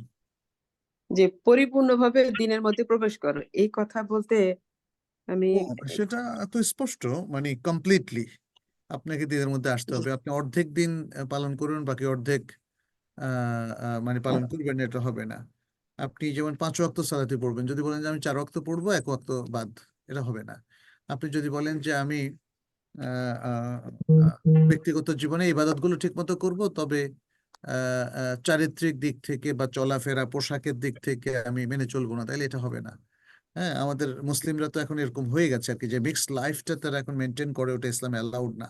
যেমন মেয়েরা যেমন প্যান্ট শার্ট পরে অশ্লীল ভাবে বের হচ্ছে, তাহলে সে দিনদার হলো না, তো আসলে সে পরিপূর্ণভাবে ইসলামে আসলো না।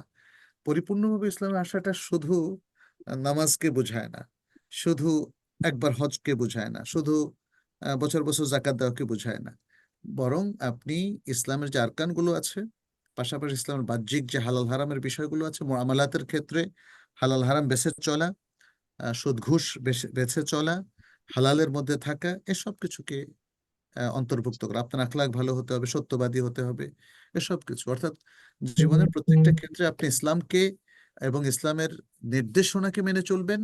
এটা হচ্ছে উদখুলু ফিস সিলমে কাফা, পরিপূর্ণভাবে ইসলামে প্রবেশ হয়, এটার অর্থ। কোনো কোনো জায়গায় আপনি ইসলামকে বাদ দিয়ে দিবেন, মানবেন না, এইটা চলবে না আর কি। জি, নেক্সট জি, কোনো বন্ধু যদি- জাযাকাল্লাহ খাইরান। আসসালামু আলাইকুম ওয়া রিনা রাহমাতুল্লাহি আক্তার, ওয়া বারাকাতুহু। রিনা আক্তার আপু, আপনি কোশ্চেন করেন। আসসালামু আলাইকুম ওয়া রাহমাতুল্লাহি ওয়া বারাকাতুহু। ওয়ালাইকুম আসসালাম ওয়া রাহমাতুল্লাহি ওয়া বারাকাতুহু। যে সম্মানিত শাইখ, যে আমার একটা প্রশ্ন, যে কেউ যদি স্কলারশিপ নিয়ে দেশের বাইরে যেতে চায়, কারো ফ্যামিলি থেকে স্টুডেন্ট, এখন ওরা তো দিন শিখছে না এবং সালাতও করছে না, এখন সেই ক্ষেত্রে যদি তার ফ্যামিলি একজন যদি দিন শিখতে চায় এবার তার কতটুকু পর্যায়ে তাদেরকে বাধা দিতে হবে, মানে কিভাবে বলবে, তাদেরকে নসিহত করবে যে সেই দেশের বাইরে যাওয়া একজন মুসলমানের উচিত না এত সহজে, যারা দিন তার প্র্যাকটিস না। এখন সেই ক্ষেত্রে সে কিভাবে বলবে, একটু যদি বলতেন, নসিহত করতেন। ছেলে না মেয়ে বাইরে যেতে চায়? ছেলেরা, ছেলে। ছেলে। আচ্ছা, এখন আহ, আহ, সাধারণত আহ, আহ, যে পরিবেশে দিন রক্ষা করা কঠিন, হ্যাঁ, এই পরিবেশটা আমাদের অ্যাভয়েড করতে হবে, যে পরিবেশে দিন রক্ষা করাটা কঠিন। আচ্ছা, মানুষের মধ্যে এখন দিনের সঠিক উপলব্ধিটা না থাকার কারণে তারা বৈষয়িক দিকটাকে বেশি প্রাধান্য দেয় দুনিয়ার দিক থেকে। আবার আমাদের বাংলাদেশের মতো জায়গায় দেখা যাচ্ছে যে ইউরোপ, আমেরিকা, অস্ট্রেলিয়া থাকলে তার সোশ্যাল স্ট্যাটাসটা বেড়ে যায়। এ সমস্ত কারণে, প্লাস সেখানে হয়তো এতদিন, এখন যদিও সবখানে চ্যালেঞ্জিং, চাকরি বাকরি ওখানে বেশি ছিল, বেশি ইনকাম করা যায় ইত্যাদি, নানা কারণে মানুষ সেখানে যাওয়ার স্বপ্ন দেখে। এখন আপনি যাকে নসিহা করবেন, তিনি আসলে কি জন্য যেতে চাচ্ছেন, কেন যেতে চাচ্ছেন, এটাও আপনাকে জানতে হবে। তিনি যদি বলেন যে আমি ওখানে দাওয়াতি কাজে যেতে চাচ্ছি, তাহলে তো আপনি তাকে নিষেধ কেন করবেন? কিন্তু যদি তিনি পড়তে যেতে চান, চাকরি করতে যেতে চান, সেটা ভেবে দেখতে হবে তার চাকরিটা কি। তিনি যদি কোনো হয়তো বাংলাদেশ এমবাসির বৈদেশিক অফিসার হিসাবে যান, তখন তো সেটা আপনার এই নসিহা অর্থহীন হবে। তিনি সেটা তার তার পোস্ট, সেখানে তিনি তো যাবেনই, আবার সেটা সাময়িক পোস্ট। আবার যদি তিনি আহ, জীবিকার সন্ধানে সেখানে পার্মানেন্টলি যেতে চান, তাহলে তাকে অবশ্যই শতবার চিন্তা করতে হবে যে তিনি যাবেন কি না, তার দিন কোথায় থাকবে, তিনি কি ব্যবস্থা করছেন, আহ, ইত্যাদি। যে বিষয়টা সাধারণত যে কোনো অমুসলিম দেশে যাওয়ার আগে আমাদের মুসলিমদেরকে ভাবতে হয়, সেটা আপনি ভাববেন এবং সেই ভাবনাটুকুই তার সাথে শেয়ার করবেন। আপনি যাকে নসিহা করতে চান, তো আপনি তো আসলে মূলত আপনার ভাবনাটুকু তাকে শেয়ার করতে চান। হ্যাঁ, ফলে সে যেন তার দিনদারি না হারায় কোনো একটা অমুসলিম দেশে গিয়ে, এবং তার আখলাক না হারায়, আহ, তার আকীদা বিশ্বাস না হারায়, সে নাস্তিক না হয়ে যায়। এই বিষয়গুলো মনে রাখতে হবে। ওয়েস্টার্ন ইউনিভার্সিটি গুলোতে পড়তে যাওয়াটা অবশ্যই একটা ঝুঁকি, একটা বড় ধরনের ঝুঁকি। আমাদের আরব দেশের উলামায়ে কেরাম বলেছেন যে যদি এই ডিসিপ্লিনটা মুসলমানদের জন্য খুব দরকার হয় এবং সেটা মুসলিম কোনো দেশে পড়া যায় না, সেই ক্ষেত্রে তিনি যাওয়ার সিদ্ধান্ত নিতে পারেন। আদারওয়াইজ তিনি মুসলিম দেশে পড়াটাকেই প্রিফার করা উচিত, এভাবে আমাদের আরব শায়েখরা, সৌদি শায়েখরা বলেছেন। তো এক্ষেত্রে আপনিও আপনার এই সুরটাকে ধরে নিয়েই আপনি আপনার আত্মীয় স্বজন বা যারা পরিচিত আছে যেতে চায়, তাদেরকে আপনি শেয়ার করতে পারেন, তাদেরকে সতর্ক করে দিতে পারেন, তাদেরকে বোঝাতে পারেন যে আপনি যে তাইরে নাইরে নাই করে যাচ্ছেন, আপনি কি দিনদারি রক্ষা করতে পারবেন কিনা, ইত্যাদি বিষয়। বিশেষ করে যারা নতুন করে যাচ্ছে তাদের কথা আমরা বলছি। তারা তাদের সমস্ত ঝুঁকি, দিনের ঝুঁকি বা অন্য যে কোনো ঝুঁকি আছে সেগুলোকে মাথায় রেখেই তারা যেন সিদ্ধান্ত নেন, এভাবে আপনি বলবেন। কারণ আপনি তো আসলে ইম্পোজ করলে তিনি শুনবে না, আপনি যদি তাকে নিষেধ করে দেন সে শুনবে না, কিন্তু তাকে বুঝালে আশা করি যে সে আপনার বুঝটা বা আপনার কথার যে ফোকাসটা সেটা সে বুঝতে পারবে ইনশাআল্লাহ। তো আমার মনে হয় আর একটা প্রশ্ন আমরা নিতে পারি, একটা দুটো নিয়ে শেষ করবো, আমাদের এখানে নামাজ দাঁড়িয়ে যাবে এখন। জি, নাসরিন আপু আপনি কোশ্চেন করেন ইনশাল্লাহ। জি, আসসালামু আলাইকুম রাহমাতুল্লাহি বারাকাতুহু। ওয়ালাইকুম আসসালাম। আমি একটা ছোট্ট জিনিস জানতে চাচ্ছি, বাট এটা আমাদের প্রত্যেক দিনের জীবনে হতে যাচ্ছে কেন, অনেকে করতেছে। আমরা যখন যানবাহনে থাকি, বিশেষ করে ট্রেনে, বাসে, নামাজের সময় হয়ে গেলে বা নামাজের সময় চলে যাচ্ছে, মানে যেই যানবাহনে আসি সে হয়তো দাঁড়াবে না, কিংবা দাঁড়ানো সম্ভবও না, কিংবা বাসে ট্রেনে লোকও থাকে, তো ওই সময় নামাজটা কিভাবে পড়া উচিত? দেরি করে পড়া উচিত নাকি অপেক্ষা করা উচিত, নাকি তখনই অত লোকের মধ্যে পড়ে ফেলা উচিত? এটা একটু ক্লিয়ার জানতে চাচ্ছিলাম প্লিজ। আচ্ছা, এটা কি আপনি দেশে না বাংলাদেশে নাকি কোথায় আছেন? দেশের বাইরে, বাইরে আছে। দেশের বাইরে। যদি জি। আপনি বাংলাদেশের বাইরে, মনে করেন যে কয়েকদিন আগে আমরা একটা সফরে ছিলাম তো, আহ, আমি যেটুকু জানি যে সফরে বাসটা দাঁড়া করে তারপরে আমাদের ফরজ নামাজটা পড়া উচিত, কিন্তু তখন হচ্ছিল না, কিন্তু আবার নামাজেও দেরি হয়ে যাচ্ছিল। তো এই ব্যাপারটা একটু ক্লিয়ার জানতে চাচ্ছি, কিভাবে করলে ভালো হয়। জি, মানে ইয়েতে নামাজটা আপনি পথে পড়বেন, বিশেষ করে ফরজের ক্ষেত্রে যদি দেখেন যে থামার কোনো উপায় নাই তখন বসে পড়বেন, আর মানে জি। যেভাবে পড়তে পারেন। কিন্তু নিয়ম হচ্ছে ফরজ নামাজটা দাঁড়িয়ে হুম। পড়তে হবে, তো এই জন্য থেমে গাড়ি থামিয়ে পড়া। হ্যাঁ। আর যদি দেখেন যে না, গাড়ি থামানো সম্ভব নয়, কিন্তু আপনি যে গন্তব্যে পৌঁছবেন হুম। সেখানে গিয়ে আপনি সালাদটা পড়ার মতো সময় থাকবে, তাহলে সেখানে গিয়ে পড়বেন। অথবা যদি দেখেন যে আপনি একটু সফরের দূরত্বে যাচ্ছেন, এখন জোহরে নামাজের ওয়াক্ত হয়ে গেছে, তাহলে জোহর আসর একসাথে আপনি সফর শুরু করার পরে পড়ে নেবেন, পড়ে তারপর যাত্রা শুরু করবেন, তাইলে তো লং টাইম আপনাকে আর নামাজ পড়তে হবে না। অথবা আপনি কোথাও পৌঁছার পরে যদি দেখেন যে আপনি আসর ওয়াক্ত গিয়ে পৌঁছবেন, তাহলে পথে আর জোহর পড়ার দরকার নেই, আপনি ওই জায়গায় গিয়ে জোহর আসর একসাথে পড়তে পারবেন, অবশ্য যদি আপনি সফরের দূরত্বে যান। আচ্ছা, কিংবা আমি বুঝতেছি যে আমি যদি যাই তাহলে আমি নামাজটা পথে পাবো না, তাহলে আমি কি ওই যে 5-10 মিনিট আগে হলে, যেমন জোহর আর আসর বাসায় থেকে পড়ে যেতে পারবো, ঠিক টাইমের পাঁচ না, দশ মিনিট আগে? বাসা থেকে জোহর আর আসর একসাথে পড়া যাবে না। হ্যাঁ, এই জায়গাটা না অনেকে না, ভুল জোহর আর করেন। আসর না, আমি বলছি জোহর নামাজটার আগে মনে করেন আমাকে বেরোতে হচ্ছে, কিন্তু আমি জানি যে ট্রেনে থাকবো, তখন অনেক লোক থাকবে, তো জোহরের সময় আমি আর পরে পাবো না, তো তার ঠিক জোহরের তো একটা ওয়াক্তের নির্দিষ্ট আগে পড়া সময় যাবে আছে, না, তার ওয়াক্তের আগে, জোহরের আগে জোহর ওয়াক্ত পড়া যাবে না। জোহরের আচ্ছা, ওয়াক্ত চলেন। হলে, বুঝছেন, আপনি হুম। স্টেশনে গিয়ে জোহর আসর কোথাও এক জায়গায় যদি মেয়েদের প্রেয়ার রুম থাকে, সেখানে স্টেশনে গিয়ে আপনি পড়তে পারবেন। স্টেশনে গিয়ে কিন্তু জোহর আসর একসাথে পড়ার জন্য জোহরের ওয়াক্ত শুরু হওয়া লাগবে। হ্যাঁ, ওইটাই জানতে চাচ্ছিলাম, আর আসরের ওয়াক্তটা শুরু শুরু হইতে হবে নাকি?